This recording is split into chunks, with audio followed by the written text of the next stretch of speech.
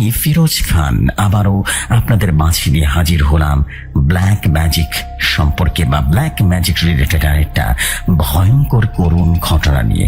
আশা করি ঘটনাটি আপনাদের কাছে অনেক বেশি ভালো লাগবে। আপনাদের সবাইকে প্রথমেই ধন্যবাদ জানাতে চাই। আমার উল্টো করণ কালো জাদুর ঘটনা সবাই অনেক বেশি প্রশংসা করেছিলেন। আমি খুবই আনন্দিত যে ঠিক সেই ইন্সপিরেশন বা অনুপ্রেরণা নিয়ে নতুন একটা ঘটনা লিখতে বসেছি। আশা করি ঘটনাটি আপনাদের অনেক ভালো লাগবে। ঘটনাটি যেমন বড় ঠিক তেমনই খুব বেশি পরিমাণে ভয়াবহ এবং একই সাথে খুব বেশি মর্মান্তিক। কথাবার্তা দীর্ঘ না করে চলে যায় সরাসরি ঘটনায়। ঘটনাটি আমি শুনেছিলাম আমার এক বন্ধুর কাছ থেকে। সে আমাকে যেভাবে বলেছেন ঘটনাটি আমি ঠিক সেভাবেই আপনাদের মাঝে তুলে ধরছি। বলছেন আমার বন্ধু রোমান, ফিরোজ, তুই কি বিশ্বাস করিস বাবার মৃত্যুটা স্বাভাবিক ছিল? পেপারে তো অনেক কিছু বললি, হার্ট ফেল, মস্তিষ্কের রক্তক্ষরণ, অতিরিক্ত মদ্যপান, ডাক্তাররা যা লিখে দিয়েছে পাবলিক তাই গেলেছে। কিন্তু তুই তো আমার ছোটবেলার বন্ধু, তুই তো জানিস বাবা কতটা শক্ত মনের মানুষ ছিলেন। তাকে হার্ট অ্যাটাক করে কে মারবে?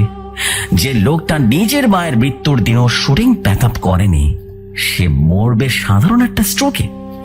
না না রে ফিরোজ, না। বাবাকে করা হয়েছিল, তবে সেটা কোনো পিস্তল বা চাকু দিয়ে নয়। বাবাকে করা হয়েছিল এমন এক জিনিসে যার অস্তিত্ব আধুনিক সায়েন্স ল্যাবে প্রমাণ করা সম্ভব নয়। কিন্তু তুই যদি আজ রাতে আমার এই কথাগুলো শুনিস না, আমি গ্যারান্টি দিচ্ছি তুই আজ রাতে আর একা ঘুমাতে পারবি না। গ্লাসটা পূর্ণ কর। গল্পটা কিন্তু বেশ বড়, আর আমি চাই না মাঝপথে আমার গলা শুকিয়ে যাক। এই বলে আমার বন্ধু রোমান ঘটনা শুরু করলেন। তুই তো জানিস আমার বাবা আহসান চৌধুরী ইন্ডাস্ট্রির গডফাদার ছিলেন। নাম শুনলে প্রডিউসাররা রীতিমতো চেক বই সই করতে হাত কাঁপতো না। কিন্তু গত 3 বছর ধরে বাবার সময়টা ভালো যাচ্ছিল না। পরপর দুটো বিগ বাজেটের মুভি ফ্লপ, মায়াবিনী আর রক্ত তৃষ্ণা, দুটো বক্স অফিসে রীতিমতো মুখ থুবড়ে পড়লো। ক্রিটিকরা তো রীতিমতো ধুয়ে দিল বাবাকে। পেপারে হেডলাইন ছিল আহসান চৌধুরীর যোগ কি শেষ। আমার বাবা ছিল অনেক বড় একজন পরিচালক। বাবার এগোতে লাগলো খুব। বাবা সহ্য করতে পারতেন না কেউ তাকে সেকেন্ড পজিশনে দেখুক। তিনি ঠিক করলেন এমন একটা হরর মুভি বানাবেন যা বাংলাদেশের সিনেমার ইতিহাসে কেউ কোনোদিন দেখেনি। বাবা সবসময় বলতেন, শোনো, সেটে প্লাস্টিকের কঙ্কাল আর টমেটো সসের রক্ত দিয়ে ভয় দেখানো যায় না রোমান। ভয় জিনিসটা অর্গানিক। ভয় পেতে হলে বাতাসের গন্ধেও ভয় থাকতে হয়, বুঝলে? যা হোক, বাবা স্ক্রিপ্ট রেডি করলেন। নাম অমাস সূত্র। গল্পটা ব্ল্যাক ম্যাজিক নিয়ে। কিন্তু বাবার মাথায় তখন একটা পাগলাটের জিদ কিন্তু চেপে গিয়েছিল। তিনি চাইলেন সিনেমার তান্ত্রিকের চরিত্র কোনো অভিনেতা নেবে না, তিনি একজন আসল তান্ত্রিককে দিয়ে অভিনয় করাবেন। বুঝতে পারছিস তো? একদম অ্যাকচুয়াল যে রিচুয়াল জানে সেরকম একজন তান্ত্রিক। শুধু তাই নয়, সিনেমার ক্লাইম্যাক্সে যে যোগ্য বা রিচুয়ালের দৃশ্যটা থাকবে না, সেটা তিনি সেট নকল করে সাজাবেন না। তিনি চেয়েছিলেন তান্ত্রিক যেন ক্যামেরার সামনে সত্যি সত্যি ব্ল্যাক ম্যাজিক পারফর্ম করে। বুঝতে পারছিস কি পরিমাণ দাপটে এক পরিচালক ছিল আমার বাবা? বলেছিলাম, বাবা এইসব নিয়ে নাড়াচাড়া করো না, গ্রামের ওইসব তান্ত্রিকদের বিশ্বাস নেই, ওরা কিন্তু খ্যাপাটে হয়। বাবা আমার দিকে তাকিয়ে এমন একটা হাসি দিয়েছিলেন না, যেন আমি একটা অবুঝ শিশু। গ্লাস হাতি নিয়ে বলেছিলেন, টাকা রোমান, টাকা। এই পৃথিবীতে টাকার উপরে কোনো জাদু নেই। আমি যদি বান্ডিলটা ছুড়ে মারি না, শয়তানও এসে আমার স্ক্রিপ্ট পড়তে বাধ্য হবে। আর এটা তো সামান্য একটা গ্রাম্যতান্ত্রিক। বাবার এই অহংকারই ছিল কফিনের প্রথম পেরেক, বিশ্বাস কর। কি বলবো? শুরু হলো খোঁজ। বাবা তার প্রোডাকশন ম্যানেজার রফিক সাহেবকে কড়া নির্দেশ দিলেন এমন কাউকে খুঁজে বের করতে হবে যে ভণ্ড পীর বা মাজারের ফকির নয়, যে সত্যিকারের অর্থে শ্মশান বা গোরস্থানে কাজ করে, যার নাম শুনে এলাকার মানুষ ভয়ে থরথর করে কাঁপে। যাই হোক, খোঁজ মিলল প্রায় 15 দিন পর রাঙামাটি আর খাগড়াছড়ি বর্ডারের দিকে খুব কঠিন এক পাহাড়ি গ্রামে এক তান্ত্রিকের খোঁজ পাওয়া গেল। স্থানীয়রা তাকে কালু ওঝা নামে চেনে, তবে তার আসল নাম কেউ কখনো জানেনি। শোনা যায় সে নাকি কামরূপ কামাখ্যা থেকে দীক্ষা নিয়ে এসে গত 30 বছর ধরে ওই পাহাড়ের মানুষের সঙ্গ ত্যাগ করে আছে, মানে একা থাকে আর কি।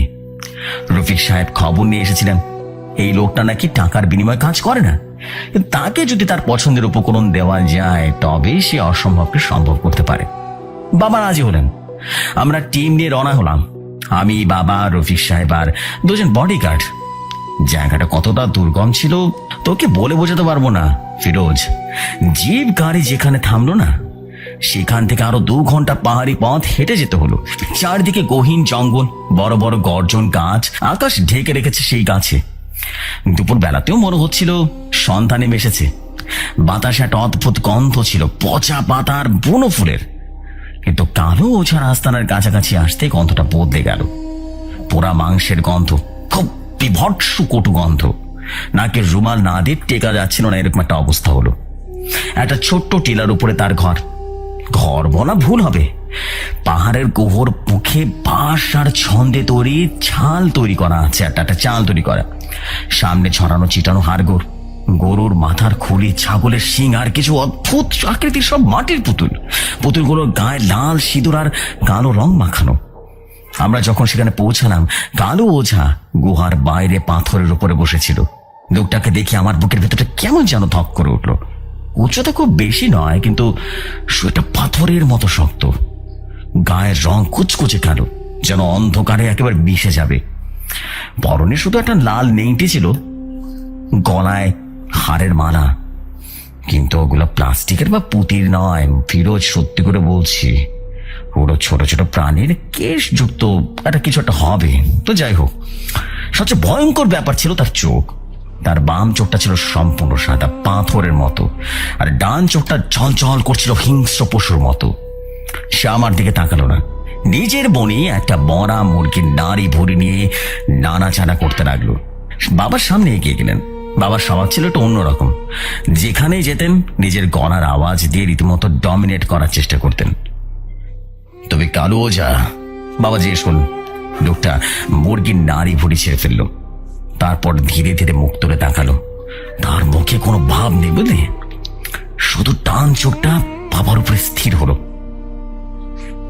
শহরের গন্ধ। তার গলাটা খুব বিমর্ষ ছিল, ঘর ঘর একটা টাইপের কণ্ঠ। এখানে কেন? মৃত্যু খুঁজছিস নাকি? বাবা হাসলেন, পকেট থেকে দামি সিগারেট প্যাকেটটা বের করে ধরালেন, ধোয়া ছেড়ে বললেন, মৃত্যু নয়, জীবন খুঁজতে এসেছি। আবার সিনেমার কাজ করতে হবে, অভিনয়ের কিছু নেই। তুমি যা করো ঠিক সেটাই করবে, আবার ক্যামেরার সামনে করবে। টাকা দেব, যা চাইবে তার চেয়ে আরো বেশি দেব, কোনো চিন্তার কিছু নেই। কালো ওঝা এবার অদ্ভুত একটা কাজ করলো। সে মাটির উপরে থুতু ফেললো, কিন্তু থুতুটা ছিল লাল থুতু। সে পান খাচ্ছিল না। বিশ্বাস কর ফিরোজ, ওটা রক্ত ছিল। অবশ্য আমি সেটা জানি না সেটা রক্ত ছিল কিনা, বাট আমার কাছে মনে হচ্ছিল কালো কালো রক্ত। সে বলল, টাকা খায় করে না, আমি খাই শক্তি। তুই আমার জগৎকে ক্যামেরায় বন্দি করবি, তোর সাহস তো কম নয়। বাবা বিরক্ত হচ্ছিলেন। তিনি ইশারা করলেন রফিক সাহেবকে। রফিক সাহেব একটা ব্রিফকেস করলেন। ঠাসা 2 লাখ টাকার নোট। এখানে 2 লাখ টাকা আছে। বাবা বললেন, শুধু 10 দিনের কাজ, আমার সেরে থাকবে। আমি যা বলবো মন্ত্র পড়বে, আগুনের কাজ করবে, ব্যাস। কাজ শেষে আরো 2 লাখ টাকা পাবি, মোট 4 লাখ টাকা। তোমার কাজ শুধু একটাই, ব্যাক ম্যাজিক করা। কালো ওঝা টাকার দিকে তাকালো ওরা। সে বাবার চোখের দিকে তাকিয়ে রইল, তারপর বীর বীর করে বলল, আমার শর্ত আছে। কি শর্ত? আমি কোনো বিকি মন্ত্র পড়ব না। আমি যখন আসন করব তখন আমি সত্যিই ডাকবো। কাকে ডাকবো সেটা আমার ব্যাপার, কিন্তু সেই সময় যদি তোর লোকজন, তোর ওই লাইট ক্যামেরা লোকেরা কোনো গোলমাল করে বা আমার ক্রিয়ায় বাধা দেয়, তবে তার ফল কিন্তু তোকে ভোগ করতে হবে। রাজাছিস? বাবা এক প্রকার তাচ্ছিল্যের ভঙ্গিতে বললেন, ওসব তোমার হেডেক, আমার শট দরকার, পারফেক্ট শট। তুই যা খুশি ডাকো, শুধু আমার ফ্রেমে জানো সেটা ভয়ের মনে হয়। কালো ওঝা উঠে দাঁড়ালো। তার হাতে ছোট্ট একটা খুঁড়ি ছিল। সে বাবার পায়ের কাছে ছুঁড়ে মারল সে খুঁড়িটা। আমি যাব, কিন্তু মনে রাখিস সাহেব, আগুনের সাথে খেলা করতে এসেছিস। হাত না পরে ফিরতে পারবি তো? বাবা তখন হুমকিতে পাত্তায় দেয়নি। তিনি ভেবেছিলেন এসব তান্ত্রিকের নাটক, নিজের দর বাড়ানোর কৌশল করছে। কিন্তু আমি সেই মুহূর্তে কালো ওঝার সেই এক চোখা চাহনিতে এমন কিছু দেখেছিলাম ফিরোজ, যে আমাকে তখনই ওখান থেকে পালিয়ে যেতে বলেছিল। তো যাই হোক, ওই দিনটাও চলে গেল, কটা দিন চলে গেল। শুটিং এর জন্য বাবা সিলেটের একটা পুরনো জমিদার বাড়ি ভাড়া করলেন। বাড়িটা এমনিতেই পরিত্যক্ত ছিল, তার উপরে আর্ট ডিরেক্টর সেটাকে এমন ভাবে ভূতরে বানিয়েছিল না, কালো ওঝাকে আনা হলো। একটা আলাদা গাড়িতে আনা হলো, তার সাথে দুটো বড় বড় বস্তা। ওই বস্তাগুলো থেকে এমন বোটকা গন্ধ বেরোচ্ছিল, বাবারে বাবা, আমার তো বমি আসছিল। এরোটা কেউ রীতিমতো ওর কাছে যেতে পারছিল না। প্রথম কয়েকটা দিন শুটিং স্বাভাবিক চলল। কালো ওঝার কোনো কাজ ছিল না, তাকে একটা আলাদা ঘরে রাখা হলো। সে সারা দিন ঘর থেকে বের হতো না, শুধু রাতে তার ঘর থেকে অদ্ভুত সব শব্দ আসতো। কখনো মনে হতো কেউ হিস হিস করে কথা বলছে, আবার কখনো মনে হতো কেউ যেন ভারী কিছুতে বেঁচেতে আছড়াচ্ছে। ইউনিটের লোকজনের মধ্যে রীতিমতো কানা ঘোষা শুরু হয়ে গেল। লাইটম্যানরা বলা বলি করতে লাগলো, বস কাকে ধরে আসছে, লোকটা তো মানুষ নয়, জানোয়ার। কাল রাতে দেখলাম কাঁচা মাছ চাবিয়ে খেতেছে, এইসব বলা বলি করতে শুরু করলো।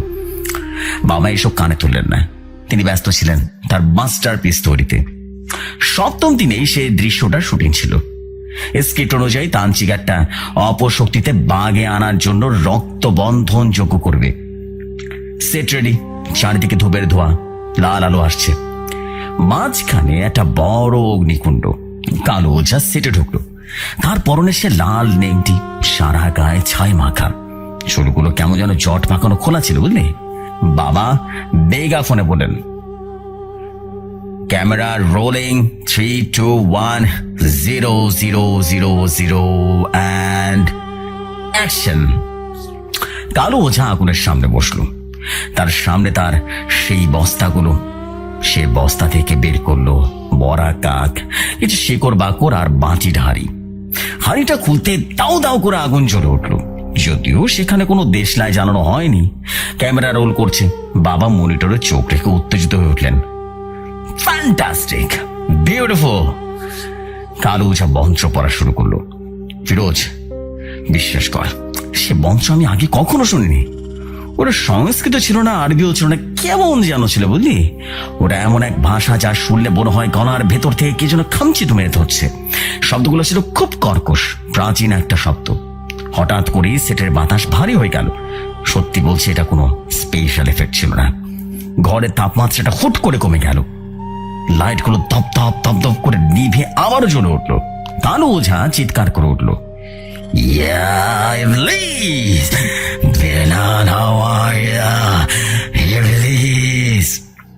একটা অদ্ভুত, একটা অস্পষ্ট ধ্বনি, মানে আমি তো বুঝতে পারছিলাম না কি বলছে।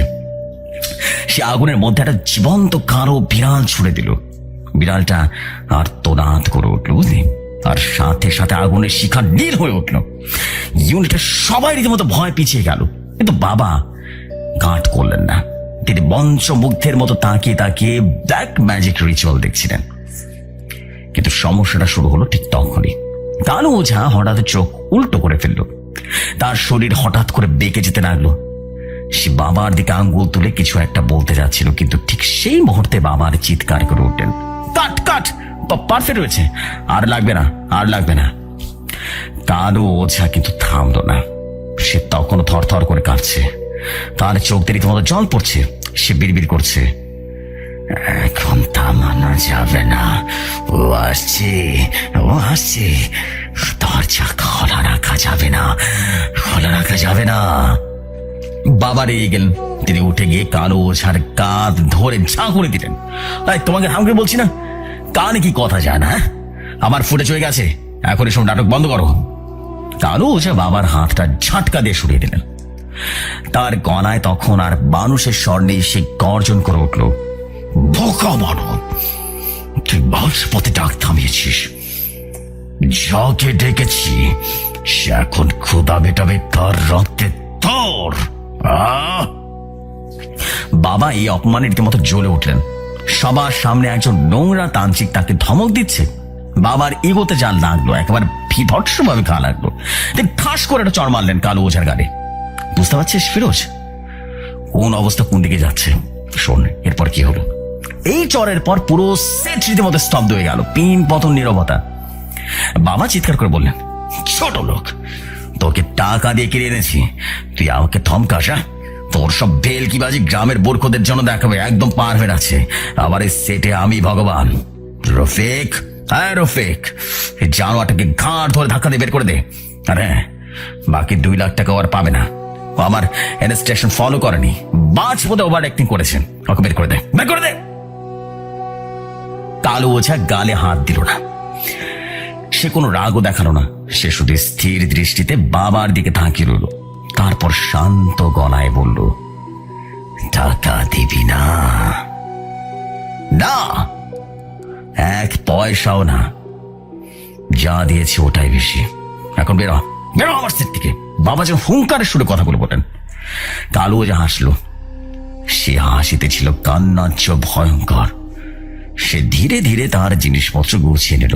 যাওয়ার আগে সে বাবার কাছে একবার একদম কাছে গিয়ে দাঁড়ালো। তার গায়ের সেই পচা মাংসের গন্ধটা বাবার নাকে এসে লাগলো। সে ফিসফিস করে বলল, হিসাবটা আমি গড়ায় গন্ডায় বুঝে নেব চৌধুরী। তুই টাকার গরম দেখালি তো, আমি দেখাবো রক্তের গরম। আজ পূর্ণিমা, ঠিক 1 মাস 30 দিন। 30 দিনের মাথায় তুই বুঝবি তুই কার সাথে বেইমানি করেছিস। তুই টাকা দিলি না, তাই আমাকে অন্য কিছু নিতে হবে। ঋণ তো শুধু শোধ করতে হবে, শোধ করতেই হবে। বাবা তাকে এক প্রকার ধাক্কা দিয়ে সরিয়ে দিলেন। যা ভাগ, এইসব মূর্খদের কথা আসছে বলতে। কালু ওঝা আর কোনো র্যাট করলেন না। কালু ওঝা চলে গেলেন। এদের যাওয়ার সময় একবারও ফিরে তাকায়নি। সে শুধু তার হাতের সে হারের বানাটা ছিঁড়ে বেঁচেতে ফিরে দিয়ে গেল। আর যাওয়ার সময় বিড় করে পড়ে গেল,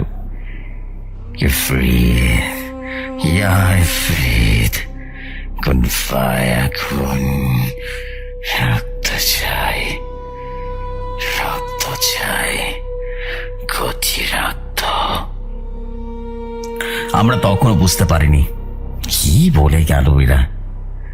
আমরা ভেবেছিলাম ওটা নিছকির আগের কথা, পাগলের পোলাপ হয় আর কি।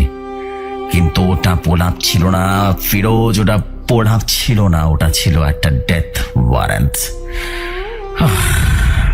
কি বলবো, আমার গান লোম দাঁড়িয়ে যাচ্ছে জানিস কথাগুলো বলতে গিয়ে। বাবা সেদিন রাতে পার্টি দিলেন। বললেন, সিনেমার বেস্ট সিনটা শুট হয়ে গেছে, এই মুভি হিট হবে, হতেই হবে। আমরা সবাই হাসলাম, পান করলাম, কিন্তু আমার মনের ভেতরে খচখচ করছিল।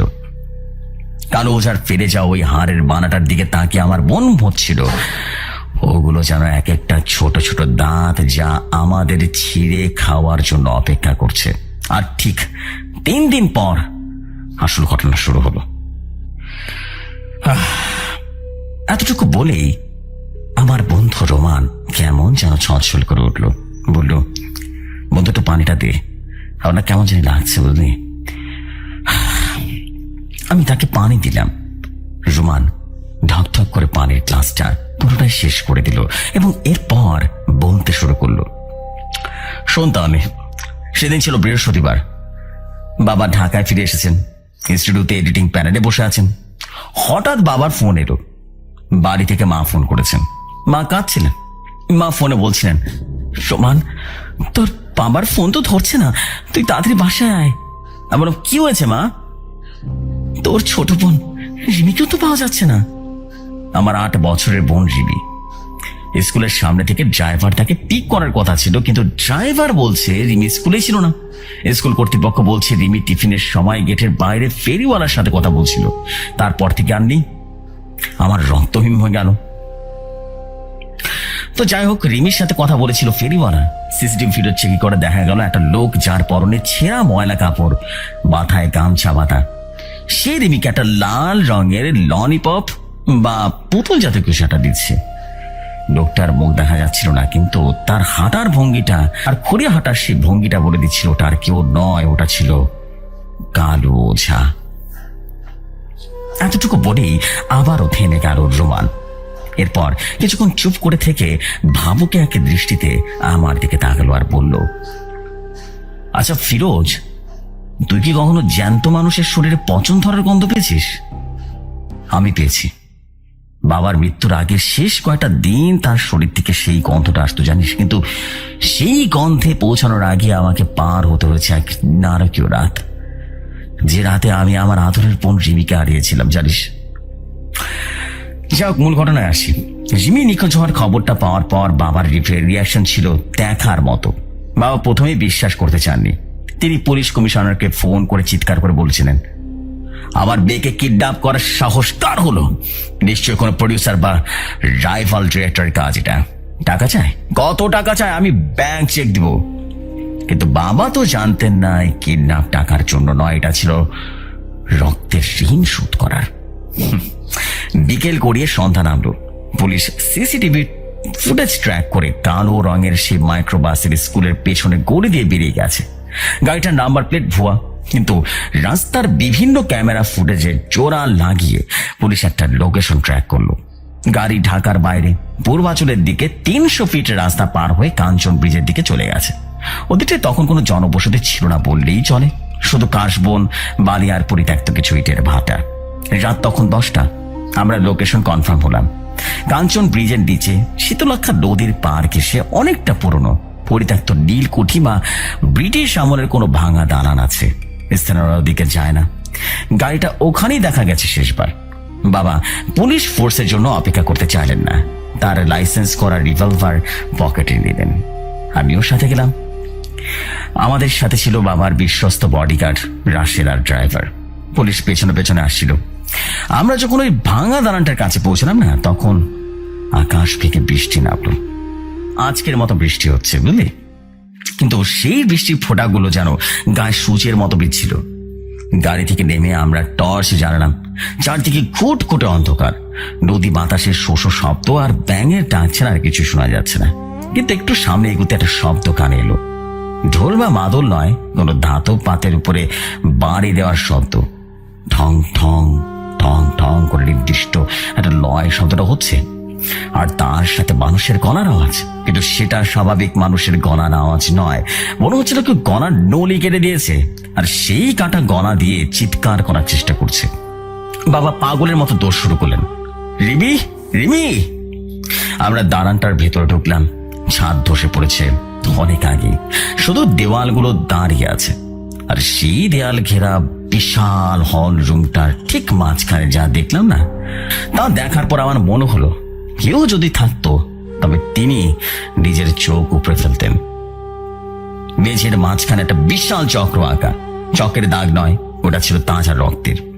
চক্রের চারপাশে জ্বলছে চর্বি প্রদীপ। ওই যে বলেছিলাম না, মানুষের চর্বি পোড়ালে যে নীলচে আলো হয়, ঠিক সেরকম একটা আলো। গন্ধটা ছিল অসহ্য। কাঁচা মাংস, সালফার আর ধূপের এক অদ্ভুত মিশ্রণ। চক্রের ঠিক মাঝখানে একটা কাঠের খুঁটি পোতা, আর সেই খুঁটির সাথে বাঁধা আমার বোন রিমি। রিমির মুখে কনস্টেপ মারা, চোখ দুটো বড় বড় করে খোলা। ভয়ে ওর চোখের বনগুলা রীতিমতো স্থির হয়ে গেছে। ওর পরনে স্কুলের ইউনিফর্মটা নেই, ওকে একটা সাদা কাপড় মোড়ানো হয়েছে, যার উপরে লাল কালিতে অদ্ভুত সব নকশা আঁকা। আর রিমির সামনে বসে আছে কালো ওঝা। সেদিন শুটিং সেটে তাকে যেমন দেখেছিলাম, আজকের রূপ তার চেয়ে 1000 গুণ ভয়ঙ্কর। তার গায়ে কোনো পোশাক নেই, সম্পূর্ণ নগ্ন, সারা শরীরে ছায়ার কাঁধা মাখা। তার হাতে একটা বড় রামদা। রামদাটা ফলা রীতিমতো চকচক করছে না, বরং ওটাতে মরচে ধরা। পুরনো রক্তের দাগ লেগে কালচে হয়ে গেছে। বাবা চিৎকার করে উঠলেন, কালু, তুই তুই আমার মেয়েকে ছেড়ে দে, তোর কত টাকা লাগবে বল। কালু ওঝা ধীরে ধীরে ঘাড় ঘুরালেন। তার সে এক চোখা দৃষ্টি বাবার উপরে পড়ল। সে হাসলো, সেই পৈশাচিক হাসি। টাকা টাকা, আমি তো বলেছিলাম চৌধুরী সাহেব, আমি টাকা খাই না, আমি খাই রক্ত, আমি খাই কথা। তুই কথা দিয়ে কথা রাখ। রাখিসনি। তুই আমার সাধনায় বাধা দিয়েছিস, আমাকে অপমান করেছিস। আজ তো সেই অপমানের ঋণ শোধ হবে। বাবা রিভলভারটা বের করে কালুর দিকে তাক করলেন। ছেড়ে বলছি, দড়িকে দাবি করবো। কালু ওঝা কোন রকম ভয় পেল না। সে উল্টো রিমির গলার কাছে রামদাটা ধরলো। রিমির শরীর থর থর করে কেঁপে উঠলো। সে গোঙারে চাইল, কিন্তু মুখের বাঁধনটা তাকে শব্দ করতে দিল না। ওর চোখ দিয়ে অঝরে জল পড়ছে। ও বাবার দিকে তাকিয়ে আছে, যেন বলছে, বাবা, বাবা, আমাকে বাঁচাও বাবা। কালু ওঝা রীতিমতো ফিসফিস করে বলল, গলি করবি? কর। তোর গলি আমার কাছে আসার আগে এই লোহা তোর মেয়ের গলা নামিয়ে দেবে। কোনটা আগে চাস বল? বাবা রীতিমতো থমকে গেলেন, হাত থর থর করে কাঁপছে। বডিগার্ড রাশেদ বলল, স্যার, স্যার, গুলি করবেন না, ও কিন্তু মারে ফেলবে। কালু ওঝা এবার আকাশের দিকে তাকালো। বৃষ্টি সরাসরি তার বুকে পড়ছে। সে চিৎকার করে উঠল। সে মঞ্চ যা সেটে শুনেছিলাম, কিন্তু এবার আরো বেশি জোরে, আরো হিংস্র ভাবে। ইয়া ইবলিস, আযাজিল, ইয়া মালিক, আমার রক্ত নাও, নিষ্পাপী রক্ত। এর বিনিময়ে আমাকে দাও তোমার সেনাপতিকে, ইফরিত, ইফরিত, হুজুর, হুজুর। লক্ষ্য করলাম বাতাসের গতিবেগ হঠাৎ করে বেড়ে গেল। আমাদের হাতের টর্চগুলো টিপটিপ করতে লাগলো। মনে হলো দালানের ছায়াগুলো যেন জীবন্ত হয়ে উঠেছে। দেয়ালের কোণ থেকে কালো ধোয়ার মতো কিছু একটা বের হয়ে চক্রের দিকে এগোতে লাগলো। কালো ওঝা বাবার দিকে তাকালো। চৌধুরী, ভালো করে দেখ, তোর পাপের ফসল। এই বাচ্চাটা মরছে না, এই বাচ্চা তোরা চাবি। এই চাবি দিয়ে আমি নরকের দরজা খুলবো, আর সেই দরজা দিয়ে যা আসবে না, তা তোকে তিলে তিলে তিলে তিলে মারবে। না! বাবা রীতিমতো চিৎকার করে দৌড় দিলেন রিমির কাছে, কিন্তু দেরি হয়ে গেছে। অনেক দেরি হয়ে গেছিল ফিরোজ, বড্ড দেরি হয়ে গেছে। কালু ওঝা রামদাটা রীতিমতো উঁচিয়ে ধরলেন। বিদ্যুৎ চমকে উঠলো। সে আলোতে দেখলাম রামদাটা নেমে আসছে। একটা কোপ, বিভৎস এক কোপ। ভেবেছিলাম সিনেমায় যেমন দেখায় এ কোপ সব শেষ হয়ে যাবে, কিন্তু না, বাস্তব আরো নিষ্ঠুর হয়ে গেল। ভোতাদার রিমির গলার নরম মাংসের রীতিমতো গেঁথে গেল। রিমি ছটফট ছটফট করে উঠলো। রক্ত ভিনকে দিয়ে বের হতে লাগলো। রক্ত ছিটকে এসে বাবার শার্টে এসে লাগতে লাগলো। আমরা রীতিমতো হতভম্ব হয়ে তাকিয়ে আছি, কি হচ্ছে এসব? কালু ওঝা থামলো না। সে পশুর মতো গোঙাতে গোঙাতে দ্বিতীয় কোপটা দিল, তারপর তৃতীয় কোপটা দিল। রিমির শরীরটা কয়েক সেকেন্ডের জন্য খুব জোরে ঝাঁকুনি দিল। তারপর সব শেষ, সব শেষ। রিমির মাথাটা ঝুঁড়ে পড়লো বুকের উপরে। রক্তে ভেসে যাচ্ছে বেছের নকশাগুলো। সেই রক্ত গিয়ে মিশেছে রীতিমতো প্রদীপ আগুনের সাথে। বাবা মাঝপথে থমকে গিয়ে হাঁটু গেড়ে রীতিমতো বসে পড়লেন। তার বুক দিয়ে কোনো শব্দ বের হচ্ছে না। তিনি শুধু হাঁ করে তাকিয়ে আছেন। তার আদরের মেয়ে, যাকে তিনি ফুলের টোকা দিতেও লাগাতে দিতেন না, সে এখন কসাইখানার মাংসের মতো পড়ে আছে।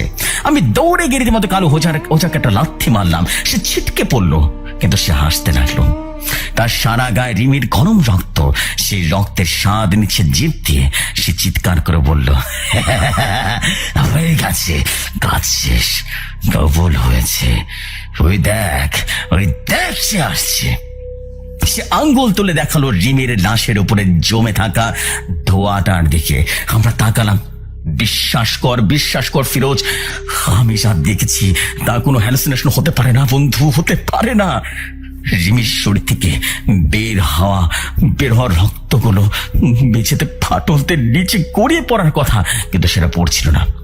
রক্তগুলো রীতিমতো বাষ্প হয়ে উপরের দিকে উঠছিল, আর সেই সাথে লাল বাষ্প আর কালো ধোঁয়া মিলে একটা আকৃতি তৈরি হলো। বিভৎস এক আকৃতি, কোনো আকার নেই। কখনো মনে হচ্ছে মানুষের মতো, কখনো মনে হচ্ছে বিশাল এক বাদরের মতো, কিন্তু যেটা স্পষ্ট ছিল তা হলো দুটো চোখ, আগুনের অঙ্গারের মতো দুটো লাল চোখ ধোঁয়ার ভেতর থেকে আমাদের দিকে তাকিয়েছিল। সে ধোঁয়ার কুণ্ডলি থেকে একটা আওয়াজ এলো। মানুষের গলা নয়, মনে হলো মাটির নিচ থেকে কেউ একজন কথা বলছে। খুব ভারী গম গমে একটা আওয়াজ। থেকে সবার রক্তের স্বাদ, তাজা রক্ত, তাজা রক্ত। কালো ঝাড়ির মতো উপর হয়ে সিজদা দিল। মালিক, মালিক, আমি দেখেছি।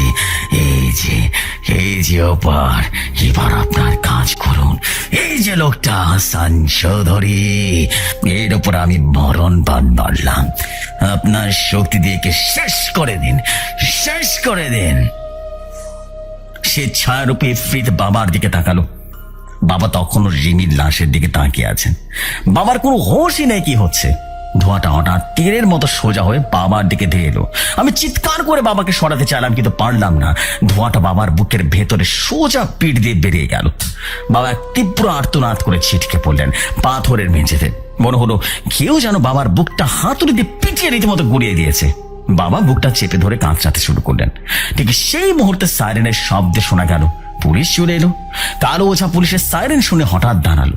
সে জানালা ভাঙা ফোকর দিয়ে নদীর দিকে দৌড় দিল। রাশেদ গুলি করলো দুবার, কিন্তু অন্ধকারে সে বেরিয়ে গেল। বোঝা গেল না কোথায় গেল। হয়তোবা নদীতে ঝাঁপ দিয়েছে, অথবা অন্ধকারের জীব অন্ধকারের সাথে মিশে গেছে। পুলিশ যখন ভেতরে ঢুকলো না, দৃশ্যটা ছিল মর্মান্তিক। রিনির খণ্ড বিখণ্ড লাশ, রক্তে ভাসা পেঁচে আর অজ্ঞান হয়ে থাকা আমার বাবা হাসান চৌধুরী। যাই হোক, রিমির দাফন হলো। মিডিয়া তো একেবারে তোলপাড় হয়ে গেল। কিন্তু পুলিশ রিপোর্ট লেখা হলো সাইকো কিলার, কালো ওঝার নির্মম বলিদান। ব্ল্যাক ম্যাজিক বা এফরিদের কথা কেউ বিশ্বাসই করলো না। পুলিশ কালো ওঝাকে হন্য হন্য হয়ে খুঁজছে, কিন্তু তাকে পাওয়া গেল না। বাবা হাসপাতাল থেকে ফিরে এলেন 3 দিন পর। শারীরিকভাবে তিনি সুস্থ। ডাক্তাররা বলল শক খেয়েছেন, কিন্তু আমি তো জানতাম বাবার শরীরে অন্য কোনো রোগ বাসা বেঁধেছে। দাফনের দিন রাতে আমি বাবার ঘরে গিয়েছিলাম। বাবা জানালার দিকে তাকিয়ে বসেছিলেন। আমার দিকে দেখে তিনি শার্টের বোতাম খুললেন। রোমান, দেখ তো এটা কি হয়েছে।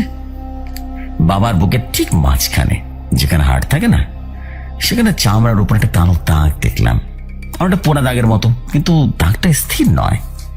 ভালো করে তাকালে মনে হয় চামড়ার নিচে কাঁচের রঙের কিছু একটা নড়াচড়া করছে, যেন অনেকগুলো কালো পিঁপড়া বা পোকা মাকড় নিচে রীতিমতো কিলবিল করছে।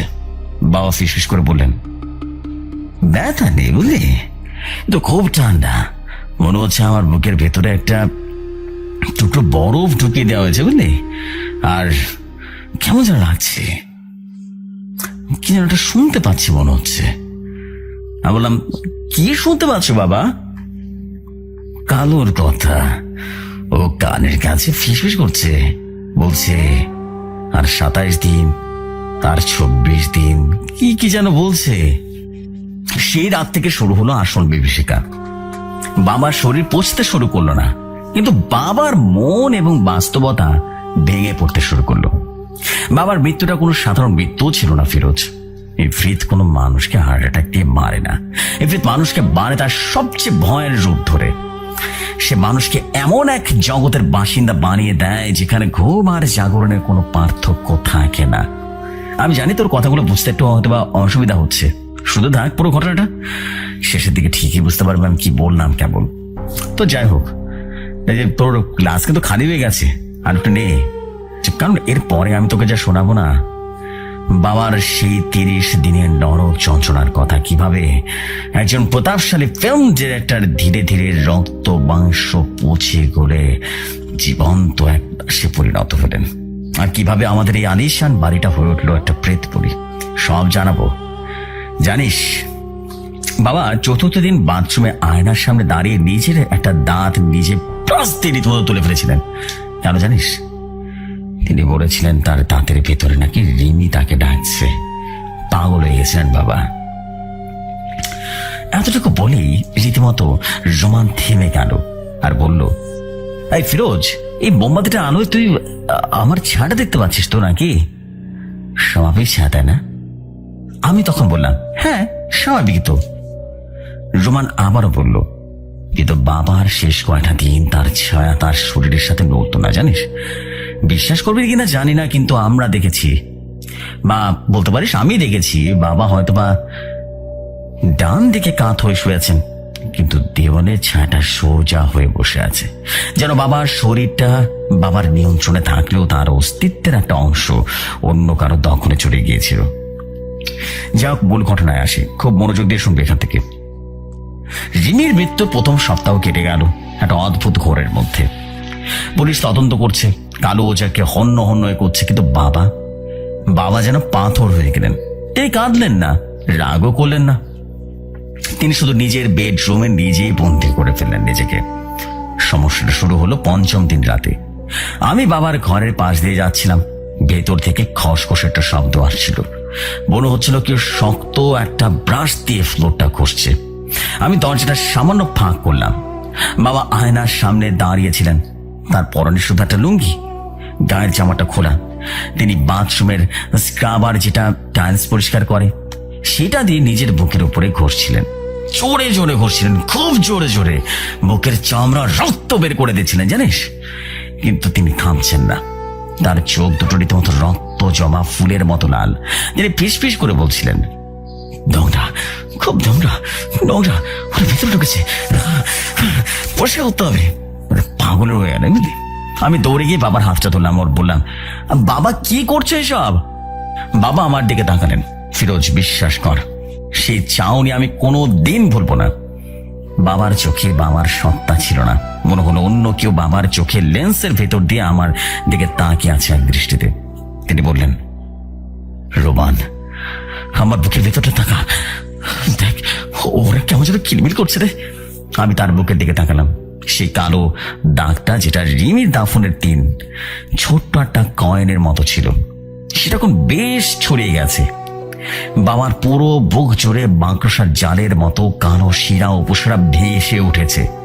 আর সেই শিরার ভেতর দিয়ে, আমি কসম কেটে বলছি ফিরোজ, আমি দেখলাম কালো রঙের তরল কিছুটা প্রবাহিত হচ্ছে। ওটা রক্ত নয়, ওটা ছিল আলকাতরার মতো কিছু একটা, কালো ধরনের। আমরা বাবাকে হসপিটালে নিলাম না, বাবা যেতেও চাইলেন না। আর ডাক্তাররা কি বলবো, যে তার শরীরে ব্ল্যাক ম্যাজিক হয়েছে, এটাই বলবো ডাক্তারকে। তাই আমরা দেশের সবচেয়ে বড় স্ক্রিন স্পেশালিস্টের বাসায় ডাকলাম, ডাক্তার ইমতিয়াজ। তিনি বাবার বুক পরীক্ষা করলেন, ম্যাগনিফাই গ্লাস দিয়ে দেখলেন, তাকে খুব বিভ্রান্ত দেখালো। তিনি বললেন, মিস্টার চৌধুরী, এটা তো কোনো চর্মরোগ নয়, এটা দেখে মনে হচ্ছে টিস্যু নেক্রাসিস, মানে কোষগুলো মরে যাচ্ছে, বুঝলে। তো অদ্ভুত ব্যাপার হচ্ছে, পচনটা বাইরে থেকে দেখে বোঝা যাচ্ছে না, ভেতর থেকে বাইরে আসছে এরকম মনে হচ্ছে, যেন আপনার বুকের খাঁচার ভেতরে একটা ইনফেকশন সোর্স হয়েছে, বুঝলেন।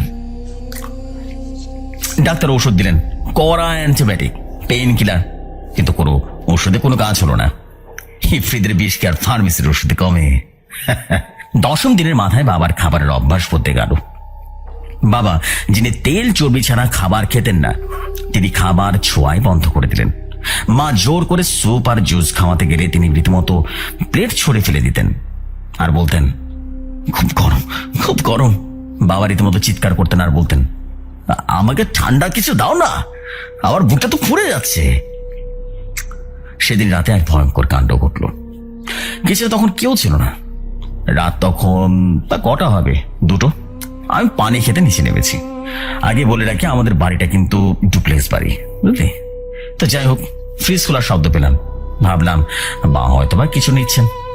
আমি কিচেনে উকি দিলাম, ফ্রিজের দরজাটা খোলা। সে আলোয় দেখলাম বাবা মেঝেতে বসে আছেন, তার হাতে একটা প্যাকেট কাঁচা গরুর মাংস, যা পরদিন রান্না করার জন্য রাখা হয়েছিল। ফ্রোজেন মাংস বরফ জমা। বাবা সেই বরফ জমা কাঁচা মাংস দাঁত দিয়ে ছিঁড়ে ছিঁড়ে খাচ্ছিলেন। রক্ত আর বরফ গলে তার চিবুক বেয়ে পড়ছে। তিনি পশুর মতো গোঙাচ্ছিলেন আর গোগ্রাসে গিলছিলেন একেবারে বিভৎস ভাবে। আমি চিৎকার দিয়ে উঠলাম, বাবা, ও বাবা। বাবা রীতিমতো চমকে তাকালেন। তার মুখে কাঁচা মাংসের টুকরো। তিনি হাসলেন, সে হাসিটা ছিল কালো ওঝা হাসির মতো। শান্তি রে রোমান, অনেক শান্তি। এই ঠান্ডাটুকু না হলে কলিজাটা জুড়ায় না। ওরা আগুন জ্বালিয়ে রেখেছে আমার পেটে, বুঝলি, নরকের আগুন রে, অনেক অনেক কষ্ট হয়। আর বাবাকে টেনে উপরে নিয়ে গেলাম। মা দৃশ্যটা দেখে তো রীতিমতো জ্ঞান হারিয়ে ফেলেন। পরদিন আমরা রীতিমতো বাবাকে শেকল দিয়ে বেঁধে রাখতে বাধ্য হলাম। হ্যাঁ, সত্যি বলছি, এক সময়ের প্রতাপশালী ফিল্ম ডিরেক্টরকে আমরা রীতিমতো শিকল দিয়ে বেঁধে রাখলাম। ফিরোজ, তোকে কি বলবো, আমার নিজের বাবাকে এই শহরের নাম করা ডিরেক্টর আহসান চৌধুরীকে পাগলা গারতের আসামের মতো খাটের উপরে রীতিমতো পা ধরে রীতিমতো বাইতে রাখতে হলো। তুই সে দাঁতওয়ালার ঘটনাটা জানতে চেয়েছিলিস, তাই না? ওটা ঘটেছিল 15 দিন বা 16 দিনে। বাবার ঘর তখন আর মানুষের গন্ধ থাকতো না। বাবার ঘর থেকে আসতো লাশ পচা গন্ধ। আমরা সারা ঘরে এয়ার ফ্রেশনার স্প্রে করেও সেই গন্ধ দূর করতে পারতাম না। বাবার শরীর রীতিমতো শুকিয়ে কাঠ হয়ে যাচ্ছিল, কিন্তু পেটটা ফুলে উঠেছিল। মনে হচ্ছিল তার পেটের গ্যাস তৈরি বা অন্য কিছু একটা জমেছে। দুপুরবেলা হঠাৎ বাবার ঘর থেকে বিকট হাসির শব্দ পাওয়া গেল, তারপর কান্নার শব্দ। আমি আর রাশেদ, মানে সে বডিগার্ড, দৌড়ে গেলাম। বাবা খাটের উপর বসে আছেন, তার হাতে একটা প্লাস, যেটা ইলেকট্রিশিয়ানরা খাটার কাজে ব্যবহার করে না, সেটা আর কি। বাবা সেটা কোথায় পেলেন তা জানি না, হয়তোবা ড্রয়ারে ছিল।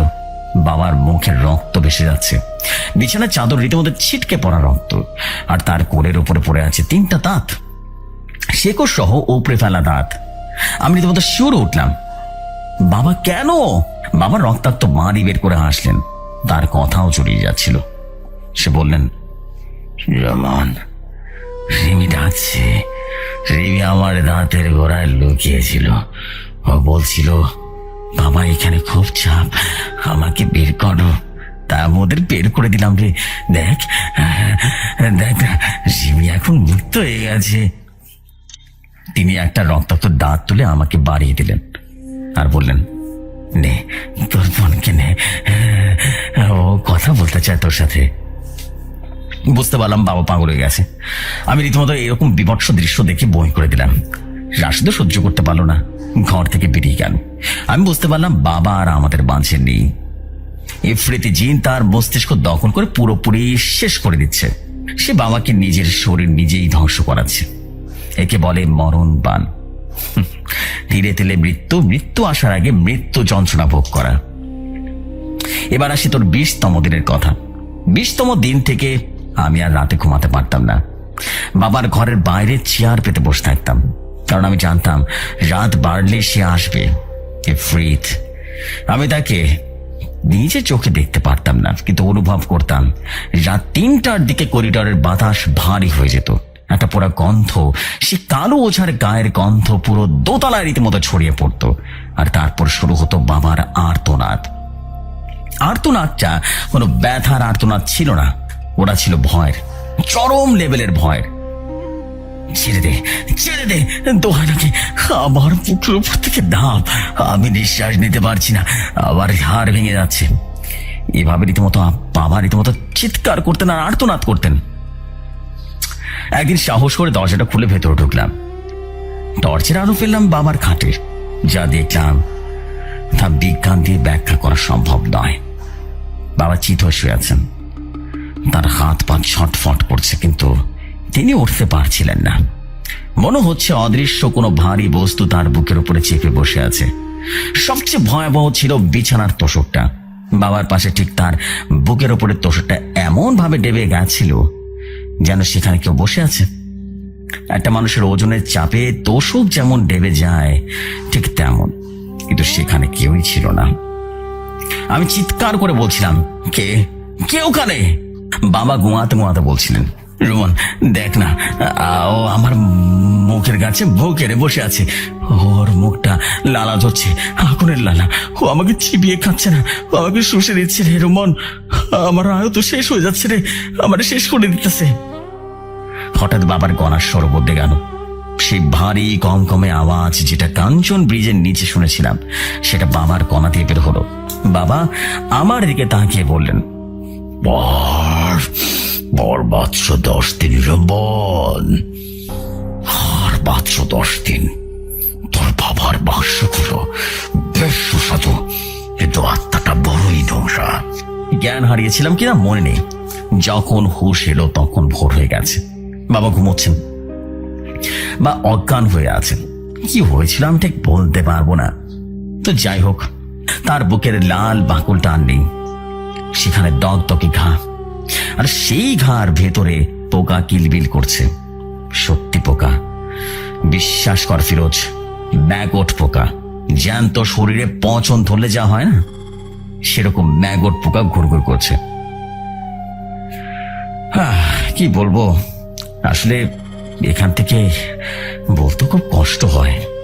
তারপর বলি শোন, শেষ 5 দিন বাবার কথা বলা বন্ধ হয়ে গেল। তার চোখ দুটো সাদা হয়ে গেল, ঠিক কালো ওঝার বাম চোখের মতো। তিনি সারাদিন ছাদের দিকে তাকিয়ে বিড়বিড় করে কি যেন বলতেন। আমাদের বাসার সব কাজের লোক পালিয়ে গেল, কেউ ওই বাড়িতে থাকতেও চাইল না। তারা বলতো রাতে নাকি তারা ছোট বাচ্চার কান্নার আওয়াজ শোনে, রিমির কান্নার শব্দ, আর সিঁড়ি দিয়ে নাকি কেউ ভারী পায়ে ওঠানামা করে। আমি আর মা ছিলাম। মা সারাদিন জানামাজে বসে কাঁদতেন, আর আমি বাবার পাশে বসে থাকতাম। বাবার হাতে স্যালাইন লাগানো ছিল, কিন্তু সেই স্যালাইন শরীরে ঢুকতো না। সোজ ঢোকালেই রক্ত উল্টো পাইপ দিয়ে বেরিয়ে আসতো, কালো কালো রক্ত। 29তম দিনের কথা বলি। রাত ছিল তখন, কালো পূর্ণিমা, অর্থাৎ কালো সেই 30 দিনের কথা। বাবা হঠাৎ খুব শান্ত হয়ে গেলেন, তার শ্বাস প্রশ্বাসও স্বাভাবিক হয়ে গেল। একে বলে মৃত্যু পথযাত্রীর শেষ জোলস। মৃত্যুর আগে মানুষ কিছুক্ষণের জন্য একদম সুস্থ হয়ে ওঠে, জানিস? এটা সায়েন্টিফিক্যালি প্রুভড। এটাকে বলে টার্মিনাল লিসিডিটি। বাবা আমাকে ইশারা করে কাছে ডাকলেন। তার গলা ছিল খুব ক্ষীণ। তিনি বললেন, রোমান। আমি বললাম, বলো বাবা। তিনি বললেন, আমি হেরে গেছি রে। টাকার অহংকার আমাকে অন্ধ করে দিয়েছিল।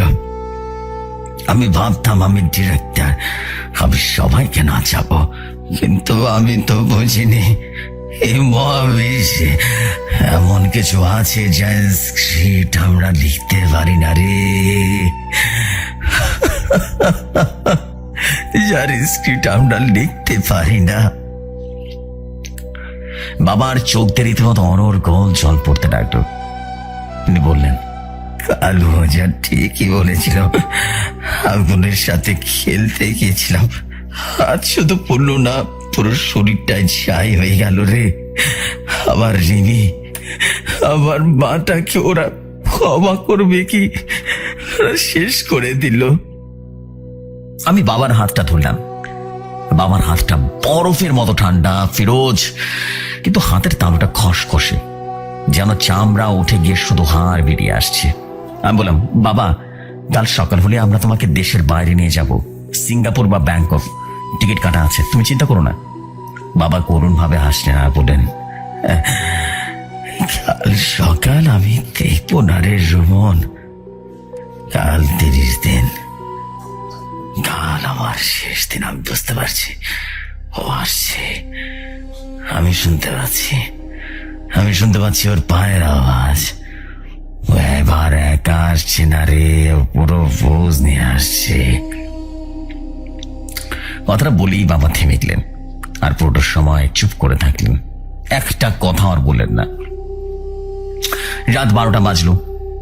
29তম দিন শেষ। ফিরোজ, খুব মনোযোগ দিয়ে শুন। 30তম দিন শুরু হলো। বাইরে ঝড় হতে শুরু করলো, ঠিক আজকের মতো ঝুম বৃষ্টি আর ঝড়। জানালার কাজগুলো থর থর থর থর করে কাঁপতে লাগলো, জানিস? লোডশেডিং হয়ে গেল, পুরো বাড়িটা অন্ধকারে ডুবে গেল। আর ঠিক সেই মুহূর্তে বাবার ঘরের দরজাটা, যেটা আমি নিজের ভেতর থেকে লক করে দিয়েছিলাম না, সেটা ধীরে ধীরে ক্যাচ ক্যাচ ক্যাচ ক্যাচ করে শব্দ করে খুলে গেল। বাইরে কেউ নেই, বিশ্বাস কর ফিরোজ, শুধু অন্ধকার করিডর। আর সেই করিডর থেকে ভেসে এলো এক তীব্র পচা বিভৎস গন্ধ, আর একটা শব্দ, কারো খুঁড়িয়ে খুঁড়িয়ে হাঁটার শব্দ। ঠক ঠক ঠক ঠক ঠক ঠক। বাবা বিছানা থেকে উঠে বসলেন। ভয় নয়, যেন এক আকর্ষণে। তিনি অন্ধকারের দিকে তাকিয়ে বললেন, এসেছিস, আয়, হিসাবটা চুকিয়ে নে। আমি টর্চ জ্বালাতে গেলাম, কিন্তু টর্চটা জ্বললো না। মোবাইলের আলো জ্বালানোর চেষ্টা করলাম, কিন্তু অদ্ভুত ভাবে মোবাইলের আলো জ্বালানো গেল না। আমরা সম্পূর্ণ অন্ধকারে বন্দী হয়ে গেলাম। আর সে অন্ধকারের ভেতর থেকে আমি শুনলাম কালো ওঝার সেই বিভৎস কণ্ঠস্বর। কিন্তু কালো ওঝা তো পলাতক, সেখানে আসবেই বা কিভাবে? নাকি সে মরেনি, নাকি অন্য কিছু, জানি না। গলাটা ফিস ফিস করে বলল,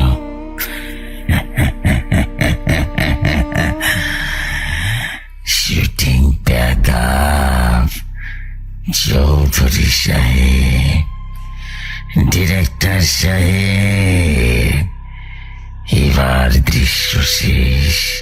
কাট কাট কাট।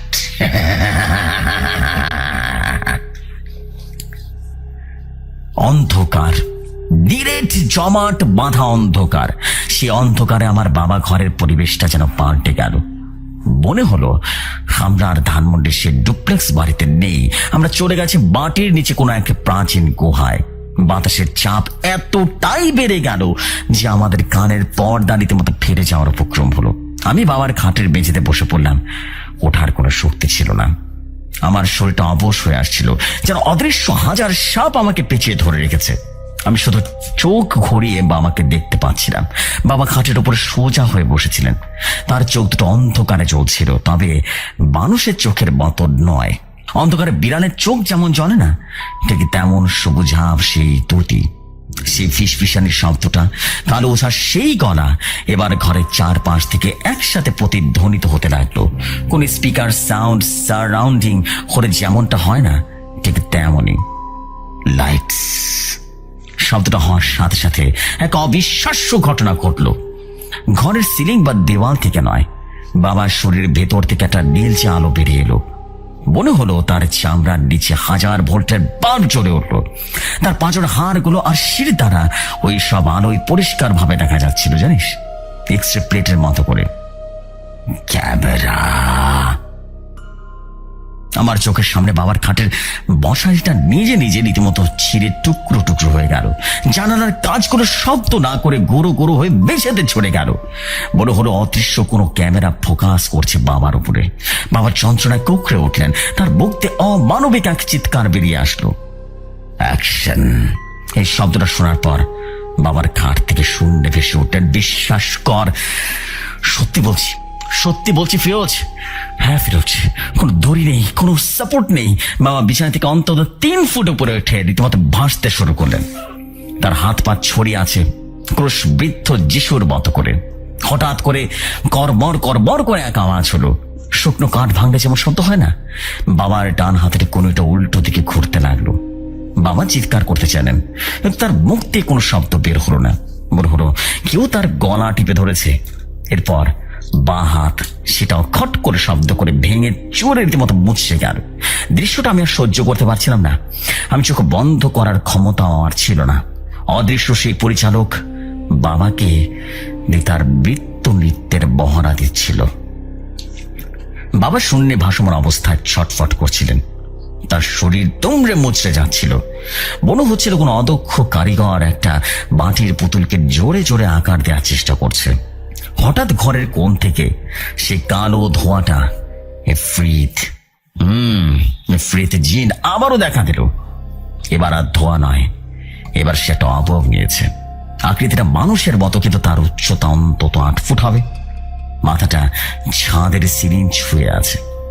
তার সারা শরীর থেকে রীতিমতো কালো আতকাত্রার মতো তরল ছুঁয়ে ছুঁয়ে পড়ছিল। আর তার মুখ, ফিরোজ বিশ্বাস কর, তার কোনো মুখ ছিল না। মুখের জায়গায় ছিল এক বিশাল গর্ত, যার ভেতরে আগুনের ফুলকি দেখা যাচ্ছিল। সেই ছায়ামূর্তি বা এফরিত বাবার দিকে এগিয়ে এলো। বাবা তখন যন্ত্রণায় কাঁদছে, আর আমরা থর থর করে কাঁদছি। লক্ষ্য করলাম তার চোখে রক্ত গড়িয়ে গড়িয়ে পড়ছে। ছায়াটা বাবার কানের কাছে মুখ নিল। সেই গমগমে গলায় আওয়াজ আমার বুকের হাড় কাঁপিয়ে দিল। সেখান থেকে গমগমে পড়ল, খবর লাগছে ডিরেক্টর সাহেব, মিস্ট্রিটা পছন্দ হয়েছে। আবার পেমেন্ট কিন্তু বাকি আছে। বাকি টাকা নগদে নেব না, গলি যায় নেব। বাবা এবার কথা বললেন, কিন্তু সেটা বাবার গলায় নয়। বাবার গলায় রিমির আওয়াজ বের হলো, খুব করুণ এবং আর্তনাদ ভরা। বাবা, আমাকে বাঁচাও বাবা, ওরা আমাকে কাটছে বাবা, বাবা। ইফরিত জিন বাবার বোনের শেষ বাঁধনটুকু ছেড়ে ফেললো। মা ভাবলেন রিমি তাকে ডাকছে। তিনি ভাসমান অবস্থায় হাত বাড়ালেন সেই ইফরিতের দিকে। রিমি, রিমি, বাবা, আয় মা। ছায়া মূর্তিটা হাসলো। সেই হাসিটা ছিল কাঁচ ভাঙা শব্দের মতো কর্কশ। রিমি নেই, রিমি এখন আমার ভেতরে, তুই যাবি আমার নরকে।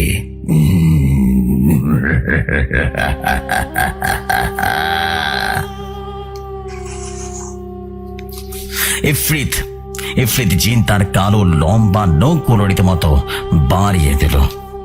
হাতটা বাবার বুকের দিকে এগিয়ে গেল। বাবা ছটফট করে উঠলেন। ইফরিতের হাতটা কোনো বাধা ছাড়াই বাবার বুকের চামড়া মাংস ভেদ করে ভেতরে ঢুকে গেল, যেন বাবার শরীরটা পানি দিয়ে তৈরি। বাবা এক বিকট চিৎকার দিলেন। সেই চিৎকার মানুষের গলার সীমার বাইরে। পৃথিবীর কোনো বাদ্যযন্ত্র এত করুণ সুর বাজানো সম্ভব নয়। ইফরিত হাতটা বাবার বুকের ভেতরে নড়াচড়া করতে লাগলো, যেন সে কিছু একটা খুঁজছে। হঠাৎ করে ভেজা মাংস নড়াচড়া করছে শব্দটা। বাবা তখন আর কোনো মানুষ নেই, তিনি তখন শুধু একটা মাংস পিণ্ড হয়ে গেছে। তার চোখ উল্টে গেছে, জিভ বেরিয়ে এসেছে। ইফরিত বলল, তোর অহংকার, তোর কলিজা। সেটা হ্যাচকা টান দিয়ে হাতটা বের করে আনলো। ফিরোজ, আমি দেখলাম ইফরিতের হাতে বাবার হৃৎপিণ্ডটা। সেটা তখন ধুক ধুক ধুক ধুক করছে, কালো রক্তে মাখামাখি। ইফরিতে জিন সেই হৃৎপিণ্ডটা তার সেই গর্তওয়ালা মুখের সামনে ধরল। তারপর একটা পাকা ফলের মতো সেটাকে চিবিয়ে খেতে লাগলো। সাথে সাথে বাবার শরীরটা ধপাস করে বিছানায় এসে পড়ল। শূন্য থেকে মাটিতে আছড়ে পড়ার মতো শব্দ। ঘরের সব আলো দপ দপ দপ দপ করে জ্বলে উঠল। ফ্যানটাও শোষো করে ঘুরতে লাগলো। বাইরে ঝড় থেমে গেল। ইফরিত জিন নেই, কালো ধোঁয়া নেই। বিশ্বাস কর ফিরোজ, সে পচা গন্ধটাও নেই। শুধু বিছানায় পড়ে আছে আমার বাবার নিথর দেহটা। আমি রীতিমতো হামা গড়ি দিয়ে বাবার কাছে গেলাম। বাবার মুখটা ফালা ফালা করে ছেঁড়া, জানিস, পাঁজরের হাড়গুলো বাড়ি থেকে বেরিয়ে এসেছে, যেন ভেতর থেকে একটা বিস্ফোরিত হয়েছে। বাবার মুখটা হাঁ করা, তার চোখ দুটো খোলা, তাতে এখনো সে বিভীষিকার ছাপ স্পষ্ট। কিন্তু সবচেয়ে ভয়ঙ্কর ছিল বাবার হাতটা। বাবার ডান হাতে একটা কাগজ শক্ত করে ধরা ছিল। মৃত্যুর মুহূর্তেও তিনি সেটা ছাড়েননি। আমি অনেক কষ্টে বাবার শক্ত হয়ে যাওয়া আঙ্গুলগুলো ফাঁক করলাম। সেটা ছিল একটা চেকের পাতা, ব্যাংক চেক। বাবা হয়তো সেই মুহূর্তে কালো ওঝাকে টাকাটা দিতে চেয়েছিলেন, কিন্তু চেকে কোনো টাকার অঙ্ক লেখা ছিল না। সেখানে রক্ত দিয়ে লেখা ছিল একটাই শব্দ, পেইড। কি বলবো। পরের দিন পুলিশ এলো, পোস্টমর্টম রিপোর্ট এলো। ডাক্তাররা বললো ম্যাসিভ কার্ডিয়াক অ্যারেস্ট। বুকের ভিতরে গ্যাসের চাপ অতিরিক্ত কারণে বেড়ে গেছে এবং পাঁজরের হাড় ভেঙে হার্ট র্যাপচার হয়ে গেছে। তারা বিজ্ঞান দিয়ে ব্যাখ্যা দিল। কিন্তু ফিরোজ, আমি তো জানি, ওই বাড়ির দেওয়াল জানে, সবাই সাক্ষী, সেদিন রাতে বিজ্ঞান হার মেনেছিল। যাই হোক, বাবার দাফন হলো রিমির কবরের ঠিক পাশে। আমরা এই অভিশপ্ত বাড়িটা বিক্রি করে দিলাম। মা এখন গ্রামের বাড়িতে থাকেন। সারা দিন জায়নামাজে বসে তসবি জপেন। আর তিনি আর কেন যেন কথা বলেন না, বোবা হয়ে গেছে। সত্যি বলতেছি, বিশ্বাস করবি কিনা জানি না, আমার মা সেদিনের পর থেকে আর একটা কথাও বলেননি, না আমার সাথে না তার প্রিয়জনের সাথে। আর আমি বেঁচে আছি ফিরোজ, কিন্তু আমি একা নই।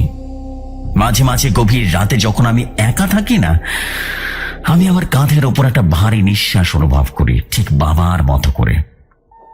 একটা বিভৎস গন্ধ আমিও পাই, আর কানের কাছে সে ফিসফিসানিটা এখনো শুনি। বাবার ঋণ পরিশোধ হয়েছে, কিন্তু ছেলের ঋণ তুই সে দেখেছিলিস, সাক্ষী তো রাখা যাবে না। এমন উল্টাপাল্টা অনেক কিছু শুনি। যদিও আমার উপর দিয়ে এরপরে কিছুই হয়নি, আমি এখনো সুস্থ আছি, কিন্তু ভয়টা কিন্তু থেকে গেছে। কখন না জানি বাবার মতো আমারও। এই যে, তোর কি হয়েছে? তোর তো হাত পা কাঁপছে রে, গ্লাসটা পড়ে গেল, কি হয়েছে তোর? সত্যি করে বল, তুই কি ভয় পাচ্ছিস নাকি?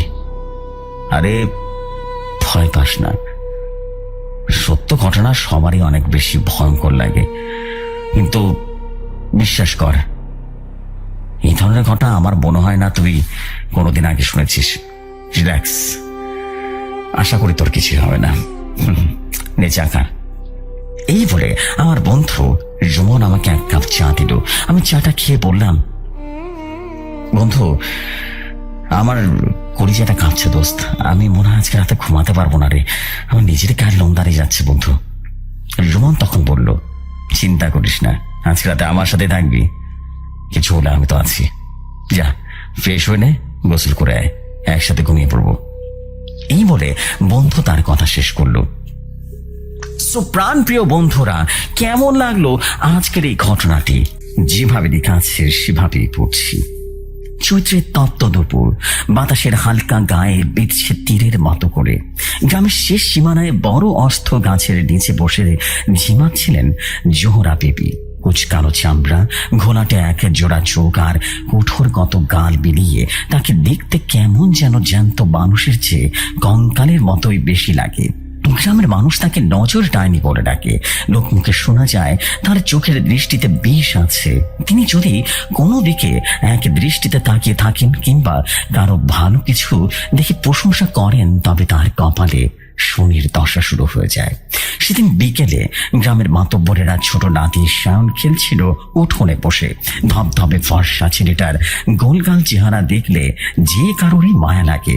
জোহরা বিবির পাশ দিয়ে যাওয়ার সময় থমকে দাঁড়ালেন। তার সেই ফ্যাকাশে চোখ দুটো শায়নের উপরে নিবদ্ধ হল। ঠোঁটের কোণে এক অদ্ভুত হাসি ফুটিয়ে তিনি বিড়বিড় করে পড়লেন, মাশাআল্লাহ, খোকাটা তো রাজপুত্রের মতো সুন্দর, এত নথর শরীর সচরাচর চোখে পড়ে না। কথাটা শোনা মাত্রই শায়নের মা দৌড়ে এসে ছেলেকে ঘরের ভেতরে টেনে নিলেন। তার বুকটা তখন দৌড়ো দৌড়ো করে কাঁপছে। জোহরা বিবির এই প্রশংসার মানে গ্রামের কেউ ভালো অর্থে নেয় না। সেদিন রাতে গভীর হওয়ার সাথে সাথে গ্রাম জুড়ে এক নিস্তব্ধতা নেমে এলো। কিন্তু সেই নিস্তব্ধতা বেশিক্ষণ স্থায়ী হলো না। রাত ঠিক 2টোর দিকে মাতব্বরের বাড়ি থেকে এক বুক ফাটা চিৎকার ভেসে এলো। শায়নের হঠাৎ প্রচন্ড জ্বর, গায়ে হাত দেওয়া যাচ্ছে না, মনে হচ্ছে ফুটন্ত কড়াইটাকে নামানো হচ্ছে। সবচেয়ে ভয়ঙ্কর বিষয় হলো কিছুক্ষণ পর পর ছেলেটা ঢুকরে ঢুকরে কেঁদে উঠছে আর বলছে, মা, ওই বুড়িটা জানালার পাশে দাঁড়ায় আমারে ডাকতেছে, ওনার চোখে তো আগুন। মা তাকিয়ে দেখলেন জানালার বাইরে নিকশ কালো অন্ধকার ছাড়া আর কিছুই নেই। অথচ শায়ন ভয় কুঁকড়ে যাচ্ছে। তার গায়ের চামড়ায় ছোট ছোট কালশিটে দাগ রীতিমতো ফুটে উঠেছে, যেন কেউ বিষাক্ত নখ দিয়ে খামচে ধরছে। গ্রামের যুবক রনি এসব কুসংস্কার বিশ্বাস করত না। সে শহর থেকে পড়ালেখা শেষ করে গ্রামে ফিরেছে মাসখানেক আগে। চিৎকার শুনে সে যখন মাতব্বরের বাড়ি পৌঁছালো, দেখল শায়নের অবস্থা বেশ আশঙ্কাজনক। ছেলেটার নিঃশ্বাস আটকে আসছে। রনি যখন শায়নের কপালে হাত দিতে গেল, তখন সে চমকে উঠল। শায়নের চোখের মণি দুটো ধীরে ধীরে খোলাটে হয়ে যাচ্ছে, ঠিক জোহরা বিবির চোখের মতো করে। আপনারা শুধু শুধু ভয় পাচ্ছেন, ওকে দ্রুত হাসপাতালে নিয়ে যেতে হবে, ওগুলো সির্ফ ইনফেকশন কিংবা অসুখ। রনি সবাইকে বোঝানোর চেষ্টা করলো, কিন্তু মাতব্বর কাঁপা কাঁপা গলায় বললেন, না রে বাজান, এটা অসুখ না, জোহরার নজর লাগিয়েছে। ওই ডানির নজর থেকে আজ পর্যন্ত কেউ রেহাই পায় নাই। কাল সকাল হয়তো বা এই ঘর থেকে লাশ বেরোবে, বুঝলে, লাশ। রনি রীতিমতো জেদ ধরে বসলো। সে নিজেই জোহরা বিবির বাড়িতে যাবে এবং এর একটা বিহিত করেই ছাড়বে। গ্রামের মুরব্বীরা নিষেধ করলেও সে যেন শুনল না। একটা টর্চ লাইট আর লাঠি নিয়ে সে রওনা দিল গ্রামের সেই জীর্ণ শীর্ণ কুঠিরের দিকে। পথটা নির্জন, ঝিঝি পোকার ডাক যেন কান ঝালাফালা করে দিচ্ছে। কুঠিরের সামনে পৌঁছাতে রনি এক তীব্র পচা লাশের গন্ধ পেল। ভেতরের অন্ধকার থেকে এক খসখসে কণ্ঠস্বর ভেসে এলো, কে রে, শেষ সাথে আমার দুয়ারে মরণ ডাক পাঠালি কে? রনি সাহসে ভর করে ভেতরে ঢুকে টর্চটা ফেললো। দেখলো জোহরা বিবির ঘরে এক কোণে বসে আছেন, আর তার সামনে মাটির হাঁড়ি লাল রঙের কিছু একটা টকবক করে ফুটছে। কিন্তু টর্চের আলো জোহরা বিবির মুখে পড়তেই রনির হাত থেকে টর্চটা পড়ে গেল। বৃদ্ধার চোখের কোনো পাতা নেই, আর চোখের মণি দুটো জ্যান্ত পোকার মতো নড়াচড়া করছে। তুমি শাহানুর পর কি করেছো? কেন ওকে তিল তিল করে মরতে হচ্ছে? হ্যাঁ, রনি যেন চিৎকার করে বলল। জোহরা বিবি বিকট একটা হাসি দিলেন। সে হাসি মানুষের কণার স্বর বলে মনে হচ্ছিল না। তিনি বললেন, আমি তো কিছু করিনি রে বাপ, আমি তো শুধু সন্তোষের প্রশংসা করছি, কিন্তু আমার ভেতরের আত্মা তার রক্ত চুষতে শুরু করে। দেখবি দেখবি তোর নাতি এখন কি দশা। বলে বৃদ্ধা মেঝের ওপরে রাখা এক মাটির পুতুলের চোখে সুই ফোটালেন। ঠিক সেই মুহূর্তে বহু দূর থেকে বাতুপুরের বাড়ি থেকে শাওনের গগন বিদারে চিৎকার রীতিমতো ভেসে উঠল। রনি শুনতে পেল সেই চিৎকারে মানুষের হাহাকার নয়, বরং কোনো হিংস্র প্রাণী আর্তনাদ মিশে আছে। রনি বুঝতে পারল সে এক ভয়াবহ বরণ ফাঁদে পা দিয়ে ফেলেছে। বৃদ্ধা এবার ধীরে ধীরে রনির দিকে এগিয়ে আসতে লাগলেন। তার ঘোড়াটি চোখ দুটো অন্ধকারে জ্বলতে লাগলো। বৃদ্ধার সেই ফ্যাকাশে আক্ষেপহীন চোখ আর মনি দুটো যখন রনির দিকে স্থির হলো, তার মনে হলো মেরুদণ্ড দিয়ে এক শীতল বরফ ধারা রীতিমতো বয়ে যাচ্ছে। টর্চটা মাটিতে পড়ে এখনো জ্বলছে। তার ক্ষীণ আলো জোহরা বিবির ছায়াটা ঘরের দেয়ালে কোনো এক প্রাক ঐতিহাসিক দানবের মতো বিশাল আকার ধারণ করেছে। রনি নড়াচড়া করার শক্তি হারিয়ে ফেলেছে। তার পা দুটো যেন মাটির সাথে কেউ পেরেক দিয়ে গেঁথে দিয়েছে। ঘরের সে তীব্র পচা গন্ধটা এখন যেন আরো ঘন হয়ে উঠেছে। নাকের রুমাল দেওয়ার মতো শক্তিও রনির নেই। বৃদ্ধা খিলখিল করে হাসছে আর আরো দু পা এগিয়ে এলেন। তার পা ফেলার শব্দ হচ্ছে না, যেন তিনি মেঝের ওপর দিয়ে ভেসে আসছেন। ভয় পেলি রে শহর পোড়া নাতি, তোর তো বিশ্বাস করিস না এসব। দেখলি তো আমার চোখের একটা পলক তোর এই রক্ত মাংসের লজিককে কিভাবে সুরবার করে দিল। ওই সাওয়ালটা এখন জন্তুকের অপেক্ষায় ঘুমাইতেছে, আর তুই এসেছিস আমার ঘরে শাসন করতে। বৃদ্ধার কণ্ঠস্বর এবার আরো কেবল রীতিমতো খসখসে নয়, বরং তাতে এক অদ্ভুত ধাতব ঘর্ষণের শব্দ মিশে আছে। রনি তোতলাতে কোনো মতে বলল, আপনি ওটা কি পড়াচ্ছেন? হ্যাঁ, ওই পুতুলটা দিয়ে কি করছেন সত্যি করে বলুন। এটা সেফ জাদুবিদ্যা, এটা কি কাউকে মারা সম্ভব না, এটার মাধ্যমে কাউকে মারা সম্ভব না। জোহরা বিবি রীতিমতো হঠাৎ থেমে গেলেন। তার মুখের হাসিটা বেরিয়ে গিয়ে সেখানে এক বিভৎস ক্রোধ ফুটে উঠল। তিনি নিচু হয়ে মাটি রেখে রনির টর্চটা তুলে নিলেন এবং সরাসরি রনির চোখের উপরে আলো ফেললেন। জাদুবিদ্যা? আরে পাগল, এটা তো খোদা, 100 বছরের এক অচ্ছেদ্য আত্মা, তার চোখের ভেতরে বাসা বাঁধছে। আমি প্রশংসা করি না রে, আমি যখন কারো দিকে তাকাই আমার ভেতরে সে আত্মা তার আয়ু শুষে নিতে চায়। ওই ছেলেটার শরীরের প্রতিটা রক্তবিন্দু এখন নীল হয়ে যেতেছে। কেন জানুস? কারণ আমি ওর রূপ দেখেছি। অন্যদিকে মাতব্বরের বাড়ি তখন এক নারকীয় অবস্থা। শাওনের শরীর রীতিমতো বেঁকে যাচ্ছে, তার মুখ দিয়ে সাদা ফেনা বের হচ্ছে, আর সেই ফেনার সাথে কালো রঙের জমাট বাঁধা রক্ত বের হচ্ছে। শাওনের মা আর্তনাদ করে বলছে, ওরে কেউ পানি আনো, আমার পাশা পুরে ছাই হয়ে যেতেছে।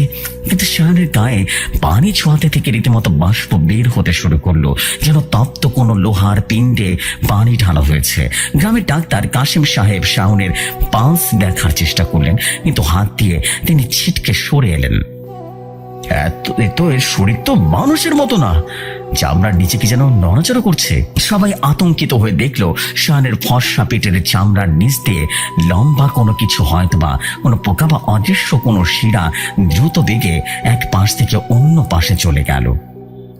শাওন অমানসিক এক চিৎকারে ফেটে পড়ল, আমাকে বাঁচাও, ও আমাকে টেনে নিয়ে যাচ্ছে, ওই বুড়িটা আমার কলিজা কামড়ে ধরেছে। শাওনের সেই চিৎকারে বাড়ির বাইরে থাকা কুকুরগুলো একসাথে ঢুকরে ঢুকরে কেটে উঠল, যা রাতের নিস্তব্ধতাকে আরো বিভীষিকাময় করে তুলল।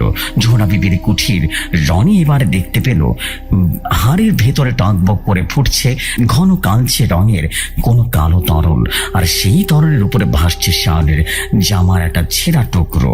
জোহরা বিবির তার নখ দিয়ে নিজের হাতের তালু ছিঁড়ে কয়েক ফোঁটা রক্ত সেই হাড়িতে ফেললেন। সাথে সাথে আগুনের শিখা নীল হয়ে দাও দাও করে জ্বলে উঠল। তিনি বিড়বিড় করে বঞ্চ পড়তে শুরু করলেন, যার প্রতিটি শব্দ রনির কানে তপ্ত সীসার মতো করে বেঁধে গেল। রনি কোনো মতে নিজের শরীরের জড়তা কাটিয়ে পেছনের দিকে সরতে শুরু করলো।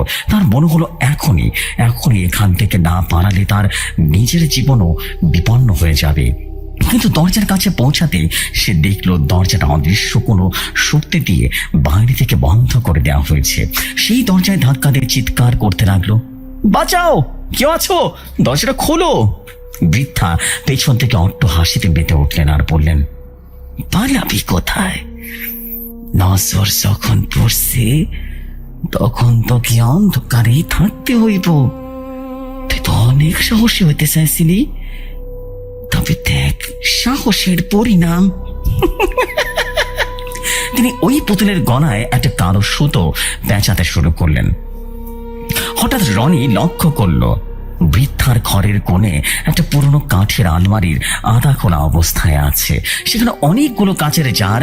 টর্চের আলো সেদিকে পড়তেই রনির বুকটা ধক করে উঠল। প্রতিটি জারে ফরমালিনের মতো ভেজানো মানুষের আঙ্গুল, আর কারো চোখ, আবার কারো হৃৎপিণ্ডের কিছু অংশ রাখা। রনি বুঝতে পারল জোহরা বিবি কেবল নজর ডাইনি নন, তিনি ভয়ঙ্কর এক কালো জাদুকর বা ভয়ঙ্কর এক তান্ত্রিক, যিনি গ্রামের মানুষের আয়ু বা অঙ্গ পতঙ্গ নিজের যৌবন ধরে রাখার জন্য নিষিদ্ধ খেলায় বেঁধেছেন। শাওনের বাড়িতে তখন চূড়ান্ত বিপর্যয়। শাওন হঠাৎ নিথর হয়ে গেল, তার শ্বাস প্রশ্বাস পড়ছে না। মাতব্বর হাও মাও করে কেঁদে উঠলেন। কিন্তু ঠিক সেই মুহূর্তে শাওনের চোখ দুটো খুলে গেল। কিন্তু একই শাওনের চোখে তো সেই মায়া ভরা বলিটা উঠাও, সেখানে কেবল দুটো সাদা গর্ত। সে সোজা হয়ে বসে পড়ল এবং তার গলার স্বর বদলে সে বৃদ্ধ মহিলার মতো শোনালো, রনি, শনি আমার কাছে এসেছে, ও এখন আমার ঘরে, ওকে কেউ বাঁচাতে পারবে না। কথাটা বলেই শাওন আবারও ধপ করে বিছানায় পড়ে গেল। উপস্থিত সবাই পাথর হয়ে গেল। রনির নাম শাওন কিভাবে জানলো? শান্ত রীতিমতো রনির যাওয়ার অনেক আগে অজ্ঞান হয়ে গিয়েছিল। সবার মনে একই প্রশ্ন, রনি কি তবে আর ফিরে আসবে না? কুঠির ভেতরে রনি তখন দেয়ালে পিঠ ঠেকিয়ে দাঁড়িয়ে আছে। জোহরা বিবি তার দিকে তাকিয়ে এগিয়ে আসছেন, আর তার হাতে এক বিশাল ধারালো ছুরিটা মরচে পড়া হলেও তার প্রান্তরে রীতিমতো চাঁদটা আলোর মতো চকচক করছে। জানিস রনি, তোর চোখ দুটো খুব উজ্জ্বল, ঠিক যেন নক্ষত্র। আমার সংগ্রহশালায় এমন চোখ একটা নাই। আসুক তোর লজিক, দেখি তোর পড়ালেখা তোকে কতটা বাঁচাইতে পারে। রনি দেখলো বৃদ্ধার ছায়াটা বেঞ্চের উপর দিয়ে সাপ হয়ে তার দিকে এগিয়ে আসছে। সে ছায়া যখনই রনির পায়ে স্পর্শ করলো, সে এক তীব্র গতিতে বিদ্যুৎ শকের অনুভব করলো। তার পুরো শরীর অবশ হয়ে এসেছে। তার মনে হলো যেন এক অতল গহ্বরে তলিয়ে যাচ্ছে সে। চেঁচানোর চেষ্টা করলেও গলা দিয়ে কোনো শব্দ বের হচ্ছে না। জোহরা বিবি তার একদম কাছে চলে এসেছে। তার পচা নিঃশ্বাসের গন্ধ রনি স্পষ্ট পাচ্ছে। বৃদ্ধা তার হাতটা রনির কপালের উপরে রাখলেন। রনি অনুভব করলেন বৃদ্ধার হাতটা অসম্ভব শীতল, যেন কোনো মৃতদেহের হাত। তিনি মৃদু স্বরে বললেন, ভয় পাস না রে বাবা, কষ্ট বেশিক্ষণ হবে না, শুধু তোর চোখের আলোটা আমারে দিয়া দে। ঠিক সেই সময় গ্রামের বসিদের ফজরের আজান ভেসে এলো। আজানের ধ্বনি কানে যেতেই জোহরা বিবি এক বিকট চিৎকার দিয়ে পিছিয়ে গেলেন। তার শরীরের আগুন লেগে গেছে এমন ভাবে যে তিনি ছটফট করতে শুরু করলেন। রনি এই সুযোগটা হারালো না। সে পুরো শক্তি দিয়ে দরজায় লাথি মারল। এবার দরজাটা বড় করে ভেঙে পড়তে শুরু করলো। সে বাইরে বেরিয়ে ঊর্ধ্বশ্বাসে দৌড়াতে শুরু করলেন। পেছনের জোহরা বিবি সেই বিভৎস চিৎকার আর অভিশাপ বাণী ভেসে আসছে, তুই বাঁচবি না, বাবার নজর তোর উপরে রয়ে গেল, সেখানে যাবি, আবার চোর তোকে খুঁজে নেবে। রনি যখন মাতব্বরের বাড়িতে পৌঁছালো তখন সে প্রায় জ্ঞানহীন। সবাই তাকে ধরে ভেতরে নিয়ে গেল, কিন্তু বাড়ির ভেতরে ঢুকে রনি যা দেখলো তাতে তার গায়ের লোম খারাপ হয়ে গেল। শাওন বিছানায় বসে আছে, কিন্তু সে তার নিজের আঙ্গুলের নখ দিয়ে নিজের গাল ক্ষত বিক্ষত করছে আর দাঁত বের করে হাসছে। তাকে দেখে মনে হচ্ছে না সে কোনো 7 বছরের শিশু, বরং তার ভেতরে অন্য কেউ ভর করে আছে। রনি কাছে যেতে শাওন তার দিকে তাকিয়ে একদম জোহরা বিবির কনায় বললেন, ফিরে এলি, কিন্তু একা আসিস নি রে, দেখ তোর ঘাড়ে কে বসে আছে। রনি চমকে নিজের ঘাড়ের দিকে হাত দিতে অনুভব করলো সেখানে বরফ শীতল কিছু একটা ছাওয়া। ঘরে রাখা আয়নার দিকে তাকাতে তার চিৎকার মুহূর্তে বন্ধ হয়ে গেল। আয়নায় নিজের প্রতিচ্ছবির পেছনে সে দেখলো জোহরা বিবির সেই ছায়াটা তাকে ঝাপটে ধরে আছে। তার বিষাক্ত নজর সরাসরি রনির চোখের উপরে স্থির হয়ে আছে। রনি বুঝতে পারলো বিপদ শেষ হয়নি, বরং বিভীষিকা তো কেবল শুরু হলো। রনি চিৎকারে ঘরের কাচের আয়নাটা রীতিমতো ফেটে চৌচির হয়ে গেল। উপস্থিত সবাই যখন সায়নের ভয় বিভৎস রূপ দেখে পিছু হাঁটছে দেখে তখনই রনি পাগলের মতো নিজের ঘাড় চুলকাচ্ছিল। তার মনে হচ্ছিল আগুনের মতো তত্ত্ব কিছু তার চামড়া ভেদ করে ভেতরে ঢুকে যাচ্ছে। আর সেই ভাঙা টুকরোগুলোতে এখন শত শত জোহরা বিবির মুখ দেখা যাচ্ছে। প্রতিটি টুকরোয় তার সেই আক্ষেপহীন চোখ দুটো রনির দিকে তাকিয়ে বিদ্রুপের হাসি হাসছে। মাতব্বর সাহেব কাঁদতে কাঁদতে রনির কাছে এগিয়ে এলেন, কিন্তু রনির চেহারা দেখে তিনি আর্তনাদ করে মেঝেতে বসে পড়লেন। রনির চোখের সাদা অংশটা রীতিমতো ধীরে ধীরে টকটকে লাল হয়ে উঠেছে, আর তার মনি দুটো ছিঁড়ে গিয়ে সাপের চোখের মতো লম্বাটে হয়ে যাচ্ছে। শাওন বিছানায় উঠে দাঁড়িয়েছে, তার ছোট ছোট আঙ্গুলগুলো যেন হঠাৎ করে লম্বা হয়ে যাচ্ছে। অবিশ্বাস্যভাবে তার রোগগুলো বিভৎস এক বাঁদরের মতো হয়ে গেল, কালো হয়ে গেল। সে ঘরের কোণে থাকা বিড়ালটার দিকে এক দৃষ্টিতে তাকালো। পরক্ষণে বিড়ালটা কোনো কারণ ছাড়াই বাতাসে লাফিয়ে উঠল এবং নিজের পেট নিজেই কামড়ে ছিঁড়ে ফেলল। রক্তে ভেসে গেল মেঝে। শাওন সেই পৈশাচিক দৃশ্য দেখে খিলখিল খিলখিল করে হেসে উঠল। কি সুন্দর লাল রং! দেখেছিস রনি, প্রশংসার শক্তি কত বেশি। তুই তো বলেছিস এগুলো লজিক নেই, এখন লজিক দিয়ে মেহনত। বিড়ালটা কেন মরল বলতো? রনি নিজের উপরে নিয়ন্ত্রণ হারিয়ে ফেলছে। তার মস্তিষ্কের ভেতরে হাজার হাজার মানুষের ফিসফিসানি শোনা যাচ্ছে। সে বুঝতে পারলো জোহরা বিবি তাকে মারতে চান না। তিনি আসলে তার এই অভিশপ্ত নজর হস্তান্তরের জন্য একটা শক্তিশালী আধার খুঁজছিলেন। রনি যুবক, শিক্ষিত আর প্রাণ শক্তিতে ভরপুর। তার শরীর এই অশুভ শক্তির জন্য সবচাইতে উপযুক্ত জায়গা। রনি দেওয়ালে মাথা কুটে চিৎকার করে বলল, আমাকে ছেড়ে দে, আমি তোর এই পাপের বোঝা নেব না। গ্রামের মানুষ বাইরে জড়ো হয়েছে। মশাল তার লাঠি নিয়ে তারা মাতব্বরের বাড়ি ঘিরে ফেলেছে। তাদের ধারণা রনি জোহরা বিবির ঘর থেকে কোনো এক অপদেবতার সঙ্গে করে নিয়ে এসেছে, কিন্তু ভেতরে ঢোকার সাহস করল না। আর কারণ নেই, জানালার ফাঁক দিয়ে আসা মশালের আলো ঘরের ভেতরে দৃশ্যটা যেন নরকের কোনো এক টুকরো বলেই মনে হচ্ছে। শাওনের শরীরের এবার অস্বাভাবিকভাবে ফুলে উঠতে শুরু করেছে। তার গায়ের চামড়া ফেটে রীতিমতো নীলচে এক ধরনের তরল বের হচ্ছে। ডাক্তার কাশিম সাহেব কোনো মতে জানালা দিয়ে পালাবার চেষ্টা করলেন, কিন্তু শাওন তার দিকে একবার মাত্র তাকালো। সাথে সাথে ডাক্তারের পা দুটো বট বট করে শব্দ করে উল্টো করে ঘুরে যেতে লাগলো। তিনি ব্যথায় কোঙাতে কোঙাতে মেঝেতে লুটিয়ে পড়লেন। শনিবার দ্রুত এই অস্থিরতা অনুভব করলেন। তার ভেতরের ভয়টা হঠাৎ করে মরে গিয়ে সেখানে এক আদিম হিংস্রতা জন্ম নিল। সে উঠে দাঁড়ালো। তার দৃষ্টি এখন সাধারণ মানুষের মতো নয়। সে দেয়াল ভেদ করে দেখতে পাচ্ছে মাটির নিচে পোকাগুলো কিভাবে নড়াচড়া করছে, মানুষের হৃৎপিণ্ড কিভাবে ধূপ ধূপ করছে। সে শাওনের কাছে গিয়ে মাথায় হাত রাখলো। শাওন শান্ত হয়ে গেল। জোহরা বিবির সেই কণ্ঠস্বর এখন রনির নিজের কণ্ঠের সাথে মিশে গেছে। রনি মাতব্বরের দিকে তাকিয়ে শীতল গলায় বললেন, শাওন বেঁচে যাবে, কিন্তু ওর ভেতরের শক্তিটা এখন আমার নিয়ন্ত্রণে। আপনারা যদি বাঁচতে চান তবে এখান থেকে চলে যান, চলে যান। মাতব্বর হাও মাও করে কেঁদে উঠলেন আর বলেন, বাবা রনি, তুই তো ভালো ছেলে ছিলি, শহর থেকে এসেছিস আমাদের বাঁচাতে, কি হলো তোর? রনি কোনো জবাব দিল না। সে ধীর পায়ে ঘর থেকে বেরিয়ে উঠোনে এলো। শুয়ে শুয়ে গ্রামের মানুষ তাকে রেখে স্তব্ধ হয়ে গেল। কারো মুখে কোনো কথা নেই। রনি সবার মুখের দিকে একে একে তাকাতে লাগলো। সে যার দিকে তাকাচ্ছে সেই ব্যক্তি অনুভব করছে তার শরীরের ভেতরটা কেউ যেন বরফ শীতল ছুরি দিয়ে কুড়ে কুড়ে খাচ্ছে। রনি আবার সেই অশ্বত্থ গাছের দিকে হাঁটতে লাগলো যেখানে জোহরা বিবি বসে থাকতেন। পেছনে ছায়ার মত শাওনও এগিয়ে চলল। গ্রামের মানুষ দেখলো রনি যেখানে পা ফেলছে সেখানের ঘাসগুলো কেমন যেন কালো হয়ে পড়ে যাচ্ছে। সে যেন এক জীবন্ত অভিশাপ। রনি জোহরা বিবির জীর্ণ কুঠিরে গিয়ে পৌঁছানো। ঘরটা এখন শান্ত। জোহরা বিবির নিথর দেহটা মেঝের উপরে পড়ে আছে। তার মুখটা হাঁ করা, যেন মৃত্যুর শেষ মুহূর্তে তিনি বড় কোনো কিছুর স্বাদ নিতে এসেছিলেন।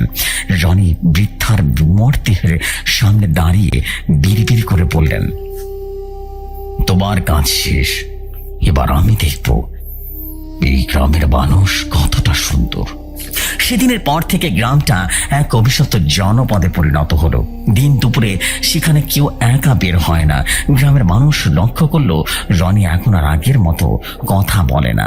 সে সারা রাত গ্রামের রাস্তায় ঘুরে বেড়ায়, আর যখন সে কারো বাড়ির সামনে গিয়ে দাঁড়ায়, কোনো শিশু বা শস্য ক্ষেতের প্রশংসা করে, পরদিনই সেখানে ধ্বংসলীলা শুরু হয়ে যায়। কখনো মহামারী, কখনো আবার আকস্মিক মৃত্যু। সবচেয়ে ভয়াবহ ব্যাপার হলো সায়নের মা। তিনি এখন পাগল হয়ে গেছেন। তিনি সারাদিন আয়নার সামনে বসে নিজের গলার চামড়া আঁচড়াতে শুরু করেন আর বলেন, রনি আমার দিকে তাকিয়ে হাসলো কেন? ও কেন বললো আমার চোখ দুটো খুব সুন্দর? 3 দিন পর সায়নের মাকে পাওয়া গেল অশ্বত্থ গাছের ডালে ঝুলন্ত অবস্থায়। তার চোখ দুটো খুবলে বের হয়েছিল। এরপর সায়নের মাকে দাফন কার্য সম্পন্ন করা হলো। গল্পের শেষটা আরো অন্ধকার ছিল। রনি তো এখন রনি নেই, সে এখন সেই নজর যার কোনো শেষ নেই। গ্রামের এক যুবক সাহসে ভর করে রনিকে মারার জন্য কুঠিরে ঢুকেছিল। সে দেখেছিল রনি আয়নার সামনে বসে নিজের চোখের বনি দুটো একটা ছুঁচ দিয়ে খুঁচিয়ে বের করবার চেষ্টা করছে, কিন্তু রক্ত বের হচ্ছে না, বরং সেখান থেকে ছোট ছোট কালো ধোঁয়ার মতো আত্মা বেরিয়ে আসছে। রনি ওই যুবকের দিকে ফিরে তাকালো। তার খালি কোঠর থেকে এক অদ্ভুত নীল আলো ঠিকরে বের হচ্ছিল। রনি হাসলো। সেই হাসি দেখে যুবকের হৃদয় স্পন্দনের সাথে রীতিমতো বন্ধ হয়ে গেল। পুরো গ্রাম এখন জীবন্ত কবরস্থান। বাতাসের সাথে পচা লাশের গন্ধ ভেসে আসে। মাঝে মাঝে গভীর রাতে শোনা যায় রনির সেই ভয়াবহ কণ্ঠস্বর, যা গ্রামের নিস্তব্ধতাকে চিরতরে প্রতিধ্বনিত করে। সবাই কত সুন্দর, এই সৌন্দর্য আমি আমার চোখে ধরে রাখবো চিরকাল।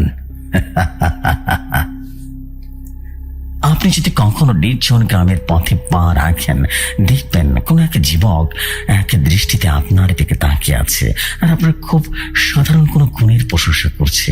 তবে ভুলেও তার চোখের দিকে তাকাবেন না। জসিম ভাই, এটাই ছিল গল্প। যদি গল্পটি আপনার কাছে পছন্দ হয় এবং যদি মনে হয় প্রচারযোগ্য, তাহলে আপনি প্রচার করে দিন আপনার ভৌতিক কথা প্রোগ্রামে। আজকের মতো বিদায় জানাচ্ছি আমি আরিয়ান আহমেদ। আজ এই নিয়ে আমার লেখা ভৌতিকতায় প্রচার হতে চলেছে 7 নম্বর স্টোরি। আসসালামু আলাইকুম।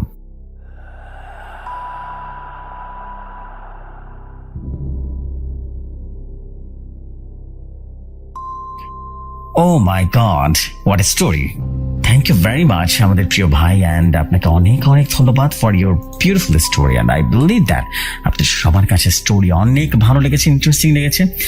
ডাইনির আমরা যেরকম বলবো, ডাইনির একটা ঘটনা কিন্তু আজকে আমরা শুনেই ফেললাম। ইন্টারেস্টিং ছিল বলতেই হবে। আর আমি জানি যে আপনারা সবাই খুব সুন্দরভাবে স্টোরিটা শুনেছেন, এবং আপনারা যারা যারা শুনেছেন আমি দেখতে পাচ্ছি আপনারা হয়তো কমেন্টও করে ফেলেছেন এতক্ষণে। অসম্ভব সুন্দর ছিল ভাই, আপনাকে অনেক ধন্যবাদ এই অসাধারণ ঘটনার জন্য। আপনার পরবর্তী ঘটনার অপেক্ষা থাকলাম। আমাদের প্রিয় ভাই কিন্তু খুব সুন্দর সুন্দর ঘটনা লিখছেন, আমি যেটা দেখতে পাচ্ছি, অ্যান্ড সত্যি মনের মতো সুন্দর। অ্যান্ড আশা রাখি যে এই ঘটনা সবার কাছে বেশ ইন্টারেস্টিং লাগতে হবে। সো এই হচ্ছে বিষয়, আমি কথা বাড়াবো না, আমি সরাসরি চলে যেতে চাই আমরা নেক্সট স্টোরিতে বা আমাদের সর্বশেষ ঘটনা। আজকে 2টি স্টোরি আপনাদের সাথে শেয়ার করছি। আশা করছি 2টি স্টোরি আপনাদের কাছে বেশ ভালোই লাগবে। এবং আগের সাথে বলতে চাই, আপনারা যারা যারা আছেন নতুন, তারা যারা যারা সাবস্ক্রাইব এখনো করেননি তারা কিন্তু দেরি করবেন না, দ্রুত পর্যায়ে সাবস্ক্রাইব করে ফেলুন। আপনাদের সাবস্ক্রিপশন খুবই দরকার। আমি চাই যে আপনারা সবসময় সাবস্ক্রাইব করে আমাদের এপিসোডগুলো শুনুন, তাহলে বোধহয় বেশি ভালো হবে। সো এই হচ্ছে বিষয়, দেরি করবো না, চলে যাচ্ছি আমাদের লাস্ট স্টোরিতে।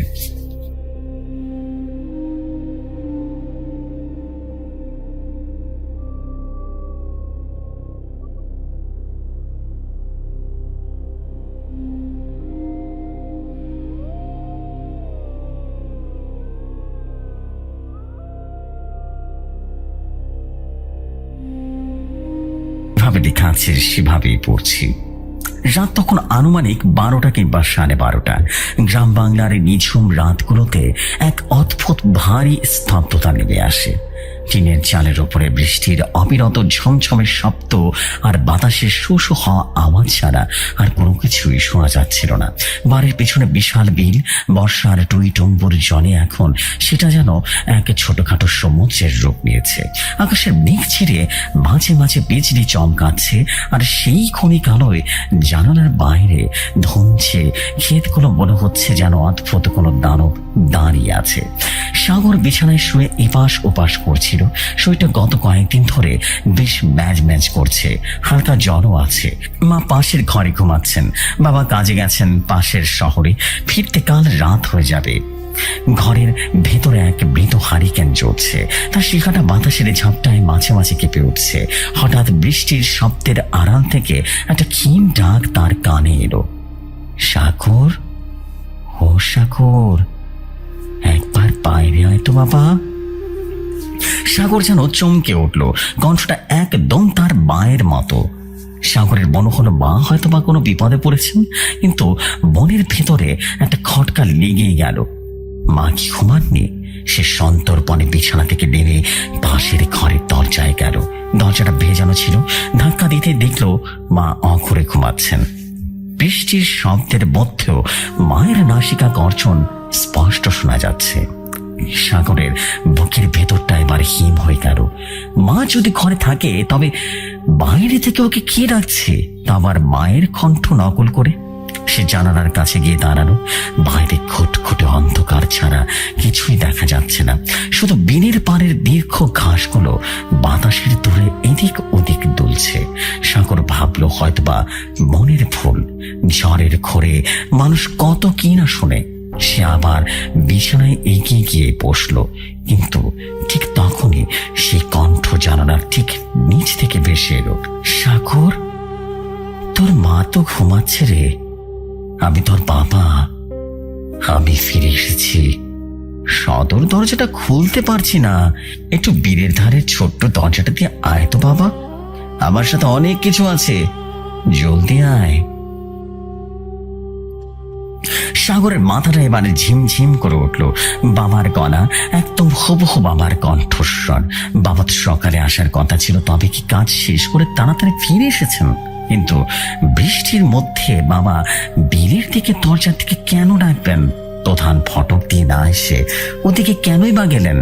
যুক্তি বলছে কিছু একটা ভুল হচ্ছে, কিন্তু সেই কণ্ঠস্বরে এমন এক মায়াবী আকর্ষণ ছিল যে সাগরের পা দুটো যেন তার আর নিয়ন্ত্রণে থাকলো না। সে যেন এক ঘোরের মধ্যে চলে গেল। তার মস্তিষ্ক কাজ করা বন্ধ করে দিয়েছে, শুধু মনে হচ্ছে তাকে যেতেই হবে। সে ধীরে ধীরে ঘরের খেল করলো।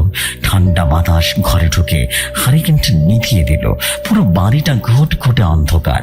সাগরের সম্মোহিত মতো রান্নাঘরের পেছনের দরজাটা খুলল, যা সরাসরি বীরের পচা ঘাস আর কদাটে জমির দিকে চলে গেল। বাইরে কাদা আর জল, বৃষ্টি ভেজার মাটি সাগরের খালি পায়ে এক বিজাতীয় অনুভূতি দিচ্ছিল। সে বিলের পার ধরে হাঁটতে শুরু করলো। কিছু দূর যাওয়ার পর দেখলো অন্ধকার কুয়াশার মাঝে একটা অবব দাঁড়িয়ে আছে, ঠিক বাবার মতো দেখতে। সেই পুরনো পাঞ্জাবি আর হাতে একটা ছাতা। অববটা সাগরের দিকে মুখ করে নেই, বীরের দিকে মুখ করে দাঁড়িয়ে আছে। বাবা, তুমি ওখানে কেন? সাগর রীতিমতো কাঁপা কাঁপা গলায় ডাকলো। জবাবে সেই অববটা মুখ ফেরানোর শুধু হাত ছান দিয়ে ডাকলো। কণ্ঠস্বরটা এবার আরো মধুর, আরো আপন শোনালো, আয় সাগর, কাছে আয়, দেখ তোর জন্য কত কি এনেছি। এই বিলের মাঝখানে কত মাছ লাফাচ্ছে, দেখবি, আয় না। সাগর দেখলো সে বিলের অগভীর জলের ভেতর দিয়ে হাঁটতে শুরু করেছে। তার কোমরের নিচ পর্যন্ত জল উঠে এসেছে। ঠান্ডা জলে তার পা অবশ হয়ে আসছে, কিন্তু তার থামার সাধ্য নেই। সে যেন অদৃশ্য সুতোয় বাঁধা পুতুল। বিলের গভীর থেকে একটা পচা গটগটে গন্ধ তার নাকে আসছে। চারপাশে ব্যাঙের ডাক আর ঝিঝি পোকার শব্দ বন্ধ হয়ে গেছে। শুধু তার কানের কাছে সেই পরিচিত কণ্ঠটা গুনগুন করছে। হঠাৎ সাগরের মনে হলো পানির নিচে কিছু একটা তার পা জড়িয়ে ধরেছে, লম্বা চটচটে লতার মতো কিছু একটা। সে এক মুহূর্তের জন্য স্তম্ভিত। ফিরে পেল। সে কি স্বপ্ন দেখছে? না, পায়ের নিচে বরফ শীতল জলের স্পর্শ বাস্তব। সে পেছনে তাকানোর চেষ্টা করলো, কিন্তু দেখলো তার গলার কাছে সে অদৃশ্য একটা হাত দিয়ে টিপে ধরেছে। সামনে সে অবরটা ধীরে ধীরে জলের তীর গভীরে তলিয়ে যাচ্ছে আর তাকে ইশারায় ডাকছে। সাগরের বুক রীতিমতো ধরফর করছে। সে চিৎকার করতে চাইলো, কিন্তু গলা দিয়ে কোনো স্বর বের হচ্ছে না। তার পা দুটো কাদার ভেতরে ক্রমাগত দেবে যাচ্ছে। তখনই সে দেখলো সামনে দাঁড়ানো সেই অবরটা ধীরে ধীরে তার দিকে মুখ ঘোরাচ্ছে। কিন্তু বিজলি চমকানোর আলোয় সাগর যা দেখলো তাতে তার কলিজা শুকিয়ে গেল। সেটা বাবার মুখ নয়, সেটা মাংসহীন এক বিভীষিকা, যার চোখের জায়গার দুটো অন্ধকার গর্তে ঝুলছে। সাগর বুঝতে পারলো তার পায়ের নিচের কাদা আর সাধারণ কাদা নয়, ওটা যেন জ্যান্ত কোনো প্রাণীর মতো তাকে নিচের দিকে টেনে দেওয়া হচ্ছে। চারপাশের বৃষ্টির ঝমঝমের শব্দ ছাপিয়ে তার কানের ভেতরে অদ্ভুত এক শোষ শব্দ হতে লাগলো। সামনে দাঁড়িয়ে থাকা সেই বিভীষিকা, যার শরীরটা বাবার পাঞ্জাবিতে মোড়ানো, কিন্তু মুখে কোনো মানুষের মতো হতেই পারে না। সে ধীরে ধীরে সাগরের দিকে এগোতে শুরু করলো। তার হাঁটা চলায় কোনো শব্দ নেই। পানির উপরে সে যেন ভেসে আসছে। সাগরের সারা শরীর অবশ হয়ে আসছে। মনে হলো তার রক্ত হিম হয়ে ধমনীতে জমে গেছে। কিরে সাগর, ভয় পাচ্ছিস? আমি তো তোর বাবাই, কাছে আয়। এই অন্ধকারে তো আসল খেলা শুরু রে। সেই কণ্ঠস্বর, কণ্ঠটা এবার বাবার মতো নেই। প্রতিটি শব্দের শেষে ধাতব খসখসানো একটা শব্দ হচ্ছে। সাগরের ইচ্ছে করছে চিৎকার করে গ্রামের মাথায় তুলতে, কিন্তু কণ্ঠ নাড়ে দিয়ে একটা কোঙানি বের হচ্ছে। সে আপ্রাণ চেষ্টা করলো পা টেনে পানিতে বের করার, কিন্তু যতবারে সে চেষ্টা করছে কাদা থেকে তাকে আরো গভীরে ঘিরে ফেলছে। কোমরের উপরে দিয়ে এখন পানি বইছে। শহরের চটচটে স্পর্শ তার পেটে আর বুকে লাগছে, যেন শত শত সরু হাত তাকে পানির নিচে টেনে নিয়ে যেতে চাইছে। হঠাৎ করে এক ঝলক তীব্র বিদ্যুৎ চমকালো। সেই পলকের আলোয় সাগর দেখলো বিলের চারপাশটা।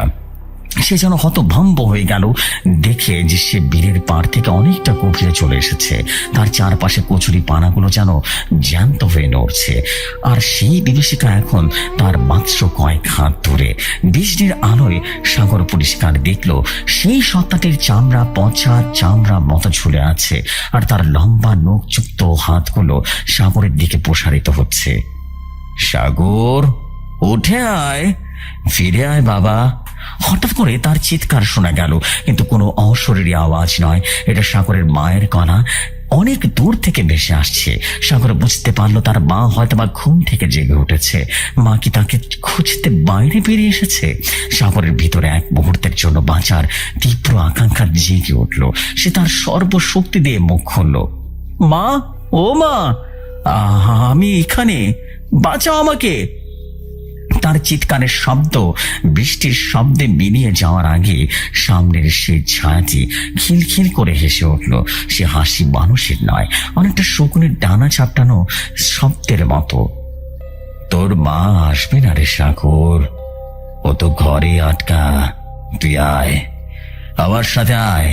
কথাটা শেষ হতে না হতেই সে দীর্ঘ ছাঁটে এক লাফে সাগরের উপরে আছড়ে পড়ার উপক্রম হলো। সাগর পেছনে হাঁটার চেষ্টা করতেই তলিয়ে গেল গর্তের মতো কোনো এক জায়গায়। নাক মুখ দিয়ে বিনের পচা দুর্গন্ধ পানি ঢুকে পড়তে লাগলো। সে দু হাত দিয়ে পাগলের মতো পানি ঝাপটাতে লাগলো। পানির নিচে তার হাত ছেকেছে মানুষের হাড়ের মতো শক্ত কিছু একটা। আবার পরক্ষণে মনে হচ্ছে জ্যান্ত কোনো মাছ বা পোকা তার শরীর কামড়ে ধরছে। এদিকে বাড়ির সাগরের মা রহিমা বেগম পাগলের মতো এই ঘর ও ঘর করছেন। রান্নাঘরের দরজা খোলা দেখে তার বুকটা রীতিমতো কেঁপে উঠেছে। বারান্দায় পা রাখতেই তিনি দেখলেন বৃষ্টির কানামাখা পায়ের ছাপ বিলের দিকে চলে গেছে। তিনি জানেন এই এলাকায় নিশির ডাকের গল্প কতটা প্রচলিত, কত মানুষ এই বিলের অতল গহ্বরে হারিয়ে গেছে, তার কোনো হিসেব নেই। রহিমা বেগম তার গায়ের চাদরটা এবার ঝাপটে ধরে বৃষ্টির মধ্যে নেমে পড়লেন। তার হাতে এক পুরনো টর্চ লাইট, যার আলো বারবার কাঁপছে। সাগর, ও সাগর, কোথায় গেলি রে বাবা? উত্তর দে। রহিমা বেগমের কান্নার সুর বৃষ্টির শব্দের সাথে মিশে এক বিভৎস আর্তনাদ তৈরি করছিল। তিনি যখন বিলের কিনারায় পৌঁছালেন, টর্চের আলো ফেলে দেখলেন দূরে সাগরের মাথাটা কোনো মতে পানির উপরে ভেসে আছে। সে যেন কিছু একটার সাথে লড়াই করছে, কিন্তু সাগরের ঠিক পেছনে কুয়াশার মতো ঘন একটা কালো ছায়া দুলছে। রহিমা বেগমের মনে হলো তার হার্টবিট থেমে যাবে। তিনি জানেন ওই ছায়াটা কি। ওটা কোনো মানুষ নয়, ওটা ওই বিলের অভিশাপ। সাগর তখন বৃত্তর সাথে পাঞ্জা লড়ছে। তার মনে হচ্ছে পানির নিচে কেউ একজন তার পা দুটোকে দড়ি দিয়ে বেঁধে নিচের দিকে টানছে। সে যতবার উপরে ওঠার চেষ্টা করছে ততবারই তার উপরে চাপানো হচ্ছে এক অদৃশ্য পাথর। হঠাৎ তার কানের কাছে ফিস ফিস করে একটা পরিচিত কণ্ঠ আবারও বলে উঠল, সাগর, আমার দিকে তাকা, আমি তোর মা, দেখ আমি চলে এসেছি। সাগর চোখ মেরে তাকালো। ঝাপসা দৃষ্টিতে সে দেখলো পানির উপরে তার মায়ের মুখটা ভাসছে, কিন্তু মায়ের চোখের মনি দুটো নেই, সেখানে শুধু টকটকে লাল রঙের দুটো বিন্দু। সাগর বুঝতে পারলো না কোনটা আসল আর কোনটা নকল। একদিকে দূরের পাড় থেকে মায়ের করুণ ডাক শোনা যাচ্ছে, আর অন্যদিকে ঠিক তার সামনে মায়ের মতো এক আপদ তাকে জড়িয়ে আছে। মা, তুমি কি সত্যি মা? সাগরের কণ্ঠস্বর তখন মরণাপন্ন মানুষের মতোই ক্ষীণ। সাগরের সামনে থাকা সে ছাঁচে এবার তার মুখটা বড় করে হা করলো। তার ভেতর থেকে পচা মাংসের উটকো গন্ধ বের হতে লাগলো। সে গন্ধ সাগরের নাকে যেতেই তার জ্ঞান হারাবার উপক্রম হলো। ঠিক সেই সময় পার থেকে রহিমা বেগমের টর্চের আলোটা সরাসরি এসে পড়লো সে ছায়ার উপরে। আলো পড়তেই ছায়াটা এক বিভৎস চিৎকার করে উঠল, যেন আলোটা শরীরে রীতিমতো পুড়িয়ে দিচ্ছে। সাগর সেই সুযোগে নিজের শেষ শক্তিটুকু সঞ্চার করে একটা হ্যাঁচকা টানে পা দুটো ছাড়িয়ে নিল। সে বুঝতে পারলো তাকে টানছিল কচুরি পানার চট আর দীর্ঘদিনের পচে যাওয়া কিছু ডালপালা, যা এই অভিশপ্ত শক্তি ব্যবহার করেছিল তাকে আটকে রাখতে। সাগর সাঁতরে পাড়ের দিকে আসতে শুরু করলো, কিন্তু পানির নিচে হরহরের কিছুটা আবারও পিঠে নখ বসিয়ে দিল। কোথায় যাবি? কেউ এখান থেকে ফিরে যায় না, তুই আবার শিকার। গলার স্বরটা কারো ছদ্মবেশে নয়, খুব বেশি গভীর একটা শব্দ। সাগর যন্ত্রণায় চিৎকার করে উঠল। তার পিঠের চামড়া যেন কেউ যেন টেনে ছেড়ে ফেলছে। বৃষ্টির তীব্রতা আরো বেড়ে গেল। মেঘের গর্জনের মতো ঝালাফালা হওয়ার অবস্থা। রহিমা বেগম বিলের পানিতে নামার সাহস পাচ্ছিলেন না, কারণ তিনি জানেন এই পানি এখন মানুষের জন্য নয়। তিনি পাড় থেকে না লম্বা এক বাঁশ নিয়ে এগিয়ে গেলেন। সাগর, এই বাঁশটা ধর, শক্ত করে ধর বাপ আমার। সাগর অন্ধকারের মধ্যে হাতটা বাড়িয়ে দিল। তার আঙ্গুলগুলো যখন বাতাসের স্পর্শ পেল, তখন সে এক মুহূর্তের জন্য একটু ভরসা পেল। কিন্তু ঠিক তখনই সে অনুভব করতে পারলো পানির নিচ থেকে এক জোড়া নয়, শত শত হাত তার কোমর আর পা পর্যন্ত হাত জড়িয়ে ধরছে। বিলের তলদেশ থেকে যেন মৃত আত্মারা জেগে উঠেছে। তারা সবাই বিলের সাগরকে টেনে হিঁচড়ে নিয়ে যেতে চায় সে অতল অন্ধকারে, যেখানে কোনো আলো নেই, কোনো বাতাস নেই, আছে শুধু চিরস্থায়ী নীরবতা। সাগর দেখলো পাড়ে দাঁড়িয়ে থাকা তার মা ধীরে ধীরে ছোট হয়ে আসছেন। চারপাশে পৃথিবীটা ক্রমেই খোলাটো হয়ে যাচ্ছে। তার মনে হলো তার ফুসফুসটা ফেসে যাবে বাতাসের অভাবে। সে শেষবারের মতো আকাশের দিকে তাকালো, যেখানে পক্ষপাতের আলোয় মেঘগুলো মনে হচ্ছিল কোনো রণক্ষেত্রের ধোঁয়া। হঠাৎ সেই সাগর অনুভব করলো তাকে তার নিচ থেকে টানা হচ্ছে না, বরং তাকে কেউ একজন অনেক জোরে পাড়ের দিকে টেনে নিয়ে যাচ্ছে। কিন্তু সেটা কি তার মা? রহিমা বেগম তো এত শক্তি হওয়ার কথা নয়। সাগর আধা চেতনা অবস্থায় অনুভব করলো তার ডাঙায় তোলা হচ্ছে। তার সারা শরীর কাঁদায় রীতিমতো পচা ঘাস চুয়ে পড়ছে।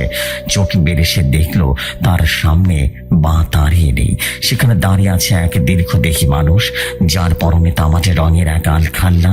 লোকটার হাতে এক পুরনো তামাটে পিনের এক দণ্ড। বৃষ্টির মধ্যে লোকটার শরীর কেমন যেন এক ধরনের ধোঁয়া বের হচ্ছে। সাগর তাকে দেখলো বিলের পানি তখন টকবক করে ফুটছে, যেন নিচে কেউ আগুন জ্বালিয়ে দিয়েছে। সেই কালো ছায়া পানির নিচে ছটফট করছে আর আর্তনাদ করছে। সবাই শেষ হয়নি এখনো, কিন্তু তুই কেন নিষিদ্ধটাকে সাড়া দিলি ছেলে? লোকটা গম্ভীর আর ভারী হয়ে গেল। সাগর কিছু বলার চেষ্টা করলো, কিন্তু মুখ দিয়ে শুধু কাদা মিশ্রিত পানি বের হচ্ছিল। রহিমা বেগম দৌড়ে এসে সাগরকে জড়িয়ে ধরলেন। তিনি লোকটার দিকে তাকিয়ে কাঁপতে কাঁপতে বললেন, বাবা, আপনি কে? আমার ছেলেকে কেন ওরা নিয়ে যেতে চাইলো? হ্যাঁ? লোকটার কোনো উত্তর ছিল না। সে শুধু বীরের দিকে তাকিয়েছিল।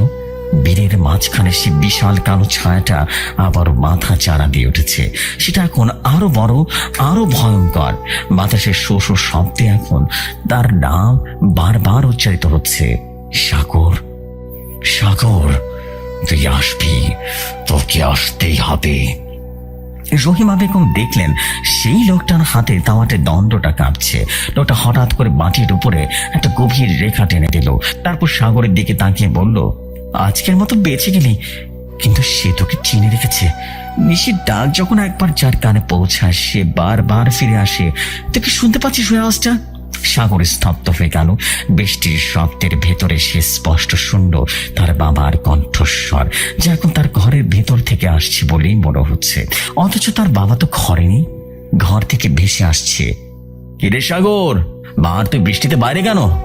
ঘরে আয় বাবা, আমি ফিরে এসেছি।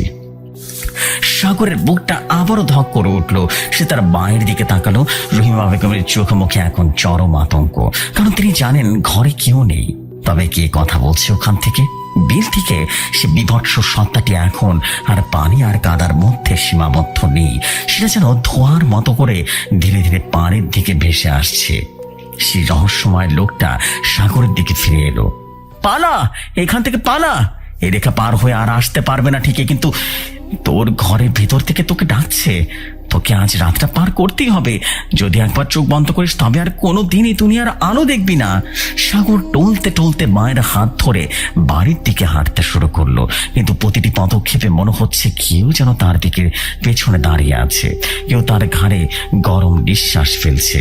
সে যখন ঘরের দরজার সামনে পৌঁছালো, দেখলো দরজাটা হুট করে খোলা। ঘরের ভেতরে ঘুটঘুটে অন্ধকার থেকে সেই পরিচিত হাসিটা আবারও শোনা গেল।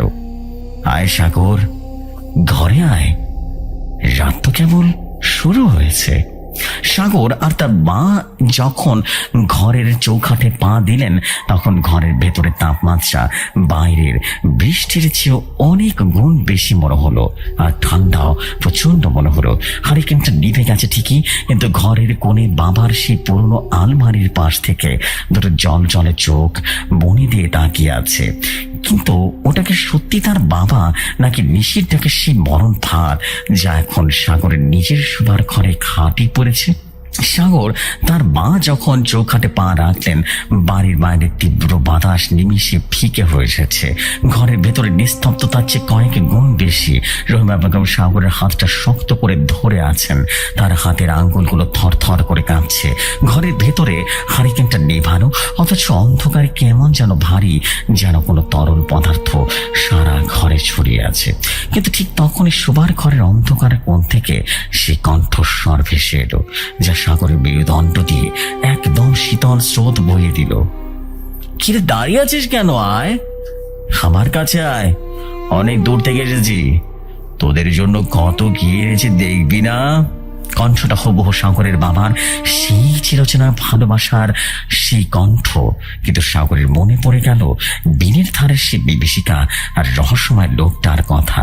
তার মস্তিষ্ক চিৎকার করে বলছে এটা তার বাবা নয়, কিন্তু মনটা বারবার সেই চেনা সুরের রীতিমতো লোলুপ হয়ে পড়েছে। রহিমা বেগম কাঁপা কাঁপা গলায় বললেন, তুমি কি সত্যি সাগরের বাপ? এই অসময়ে কিভাবে এলে? অন্ধকার থেকে খসখসে হাসির শব্দ ভেসে এলো। সেটা কোনো মানুষের হাসির শব্দ নয়, কেমন যেন ভারী একটা শব্দ। রহিমা, নিজের স্বামীরা চিনতে পারো না? একটু কাছে এসে আলোটা জ্বালাও না, তবেই তো দেখবে। সাগর পকেট থেকে ডিশ লাইটটা বের করলো। হাত কাঁপছে বলে প্রথম কাঠিটা ভেঙে গেল। দ্বিতীয় কাঠিটা জ্বালাতেই যেটুকু আলো হলো তাতে দেখলো ঘরের মাঝখানে বাবার ইজি চেয়ারটা নড়ছে। কেউ একজন সেখানে বসে আছে, কিন্তু তার অবস্থা কুয়াশার মতো অস্পষ্ট। হারিকেনের চিমনিটা লাগিয়ে আলোটা বাড়াতেই সাগরের হৃদয় স্পন্দন যেন বন্ধ হয়ে যাওয়ার উপক্রম হলো। চেয়ারে বসে আছেন তার বাবা, ঠিক যেমনটা সে সবসময় দেখে এসেছে। সেই চেক কাটা লুঙ্গি, গায়ে ফতুয়া, কিন্তু বাবার গায়ের রংটা কেমন যেন নীলচে হয়ে গেছে। তার চোখ দুটো বড় বড় হয়ে সাগরের দিকে তাকিয়ে আছে। চোখের বনুতে পুরো স্থির, একদম যেন নড়ছে না। সবচেয়ে ভয়ঙ্কর ব্যাপার হলো বাবার শরীর থেকে টপ টপ করে পানি পড়ছে। সে পানি সাধারণ বৃষ্টির পানি নয়, ওটা ঘোড়াটা আর পচা দুর্গন্ধযুক্ত বিলের পানি। বাবা, তোমার শরীর এমন ভেজা কেন? হ্যাঁ, সাগর অস্পষ্ট স্বরে জানতে চাইল। বসা অবর্টে নড়ে উঠল। সে ধীরে ধীরে উঠে দাঁড়ালো। তার হাড়ের জোড়াগুলো কর কর করে শব্দ করে নড়ছে, যেন অনেক দিন ধরে কোনো এক জায়গায় আড়ষ্ট হয়েছিল। দিনের নিচ দিয়ে তো আসলাম রে সাগর, অনেক পথ, অনেক অন্ধকার। তোকে ডাকার জন্য তো কতক্ষণ দাঁড়িয়েছিলাম, তুই তো সাড়া দিলি না। রহিমা বেগম চিৎকার করে উঠলেন, না, তুমি আমার স্বামী নও।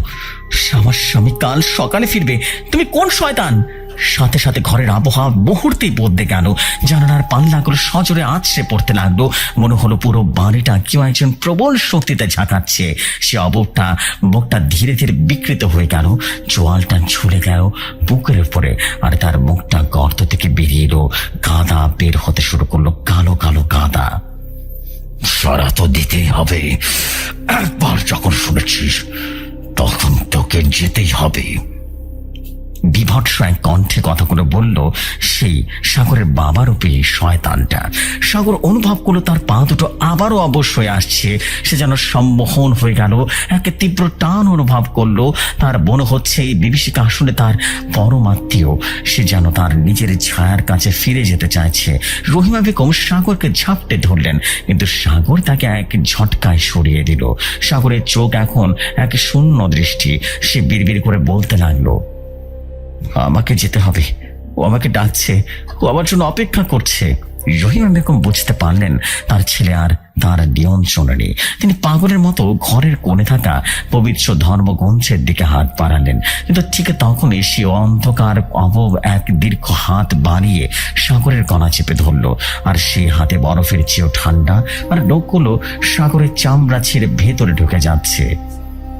এই মায়া দিয়ে তোকে আটকে রাখা যাবে না রহিমা।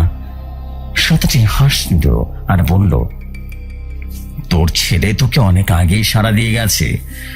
ঋষির ডাকের নিয়ম জানিস না, যে একবার ওম সাথী দেয় তার আত্মা আমাদের হয়ে যায়। সাগর তখন এক ঘোরের মধ্যে আছে। তার চোখের সামনে ভেসে উঠেছে বিলের সে অতল অন্ধকার।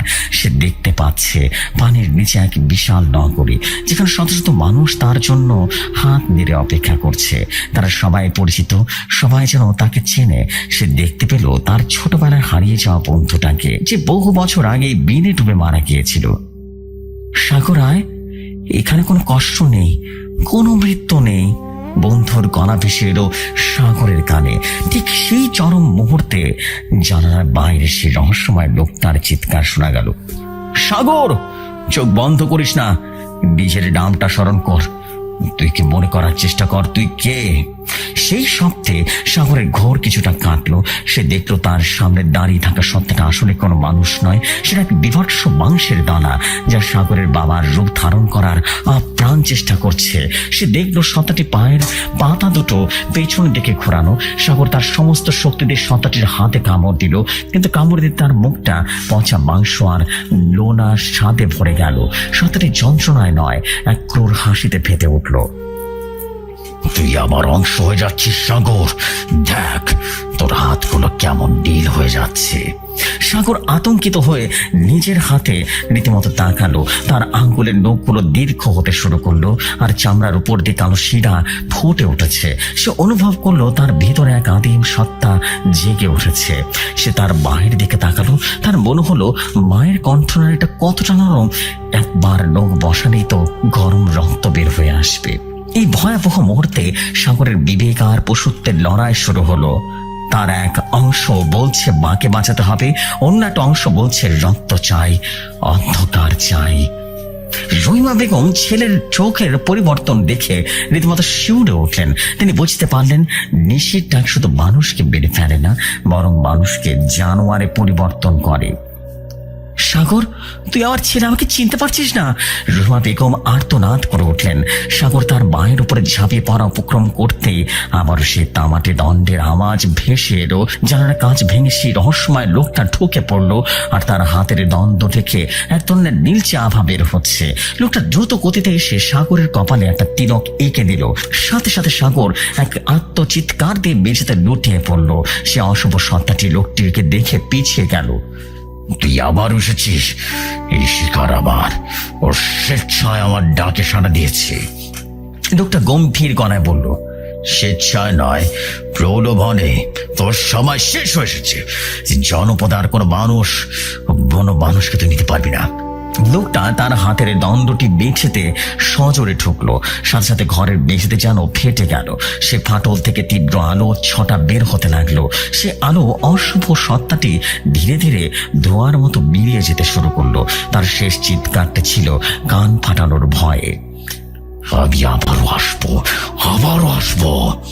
সাগরের ভেতরে আমি আমার বীজ পুঁতে দিয়েছি, ও আমাকে ভাঙতে পারবে না। হঠাৎ করে রীতিমতো পুরো ঘরটা স্তব্ধ হয়ে গেল। বৃষ্টি থেমে গেল। ভোরের আলো রীতিমতো ফুটে উঠল। রহিমা বেগম মেঝের উপরে পড়ে থাকা সাগরের মাথার নিজের কোলে তুলে নিলেন। সাগরের জ্ঞান ফিরেছে, কিন্তু তার চোখের নীলচে আভা পুরোপুরি যায়নি। সে ফ্যাল ফ্যাল করে আকাশের দিকে তাকালো। সেই রহস্যময় লোকটা দরজার কাছে দাঁড়িয়ে বলল, ও বেঁচে তো গেল, কিন্তু চিরদিনের জন্য বদলে গেল। নিশির ডাক যার আত্মা একবার স্পর্শ করে, সে কোনো দিন পুরোপুরি মানুষ থাকে না। ওর কানে এখন সারা জীবন সে ডাক অবশ্যই প্রতিধ্বনিত হবে। সাবধানে থেকো রহিমা, রাতের বেলা ওকে কখনো একা থাকতে দিও না, কখনো না।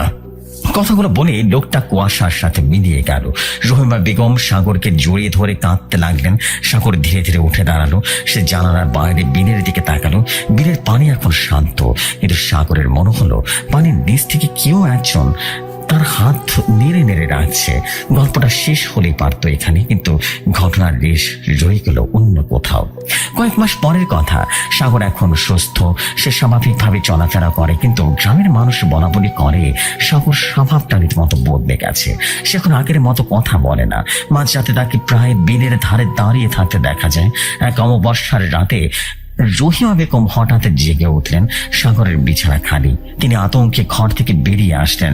বাড়ির পেছনের বিলের ধারে গিয়ে দেখলেন সাগর একদম কিনারে দাঁড়িয়ে আছে। সাগরের পেছনে কেউ নেই, কিন্তু সে কারোর সাথে কথা বলছে। হ্যাঁ, আমি আসছি। আজ রাতে মা ঘুমিয়েছে, আমি তৈরি আছি। রহিমা বেগম সাগরের কাছে গিয়ে হাত রাখলেন। সাগর যখন ঘুরে তাকালো, রহিমা বেগম ভয়ে কুঁকড়ে গেলেন। সাগরের মুখটা এখন আর সাগরের মতো নেই। বিজলি চমকানোর আলোয় তিনি দেখলেন সাগরের চোখ দিয়ে এক লাল বিন্দু জল জল করছে, যা তিনি সেই রাতে বিলের মাঝখানে রেখেছিলেন। সাগর তার মায়ের দিকে তাকিয়ে এক অদ্ভুত শীতল হাসি দিল। মা, তুমি শুনতে পাচ্ছ না? বাবা কত আদর করে আমাকে ডাকছেন। চলো না, আমরা সবাই মিলে বিলের নিচে সুন্দর শহরটা চলে যাই। চলো না যাই। সাগর মায়ের হাতটা শক্ত করে ধরল। রহিমা বেগম ছাড়ানোর চেষ্টা করলেন, কিন্তু সাগরের গায়ে এখন মানুষের অতীত শক্তি। রহিমা বেগম অনুভব করলেন তার পা দুটো যেন অবশ হয়ে আসছে। বিলের গভীর থেকে ভেসে আসছে এক সম্মিলিত সঙ্গীত। হাজার হাজার মানুষের ফিসফিসানি, যারা সবাই একসাথে ডাকছে। পরদিন সকালে গ্রামবাসী শুধু বিলের পারে রহিমা বেগমের এক পুরনো টর্চ লাইট আর সাগরের একটা চটি পড়ে থাকতে দেখলো। বিলের শান্ত পাড়ের উপরে শুধু কয়েকটা বুদবুদ ছিল। লোকমুখে শোনা যায় আজ নিঝুম বর্ষার রাতে সে বিলের ধার দিয়ে গিয়ে মা বা বাবার গলায় কিনা একজন নাম ধরে ডাকে। যারা কেউ ডাক শুনে তারা নাকি আর কেউ কোনোদিন ফিরে আসে না। বেশি ডাকের বরং কোনো গল্প নয়, ওটা কেবল চিরন্তন ক্ষুধা, যা প্রতিটি মানুষের অদমিত ইচ্ছাকে ব্যবহার করে মৃত্যুর দিকে অভিধাবিত করে।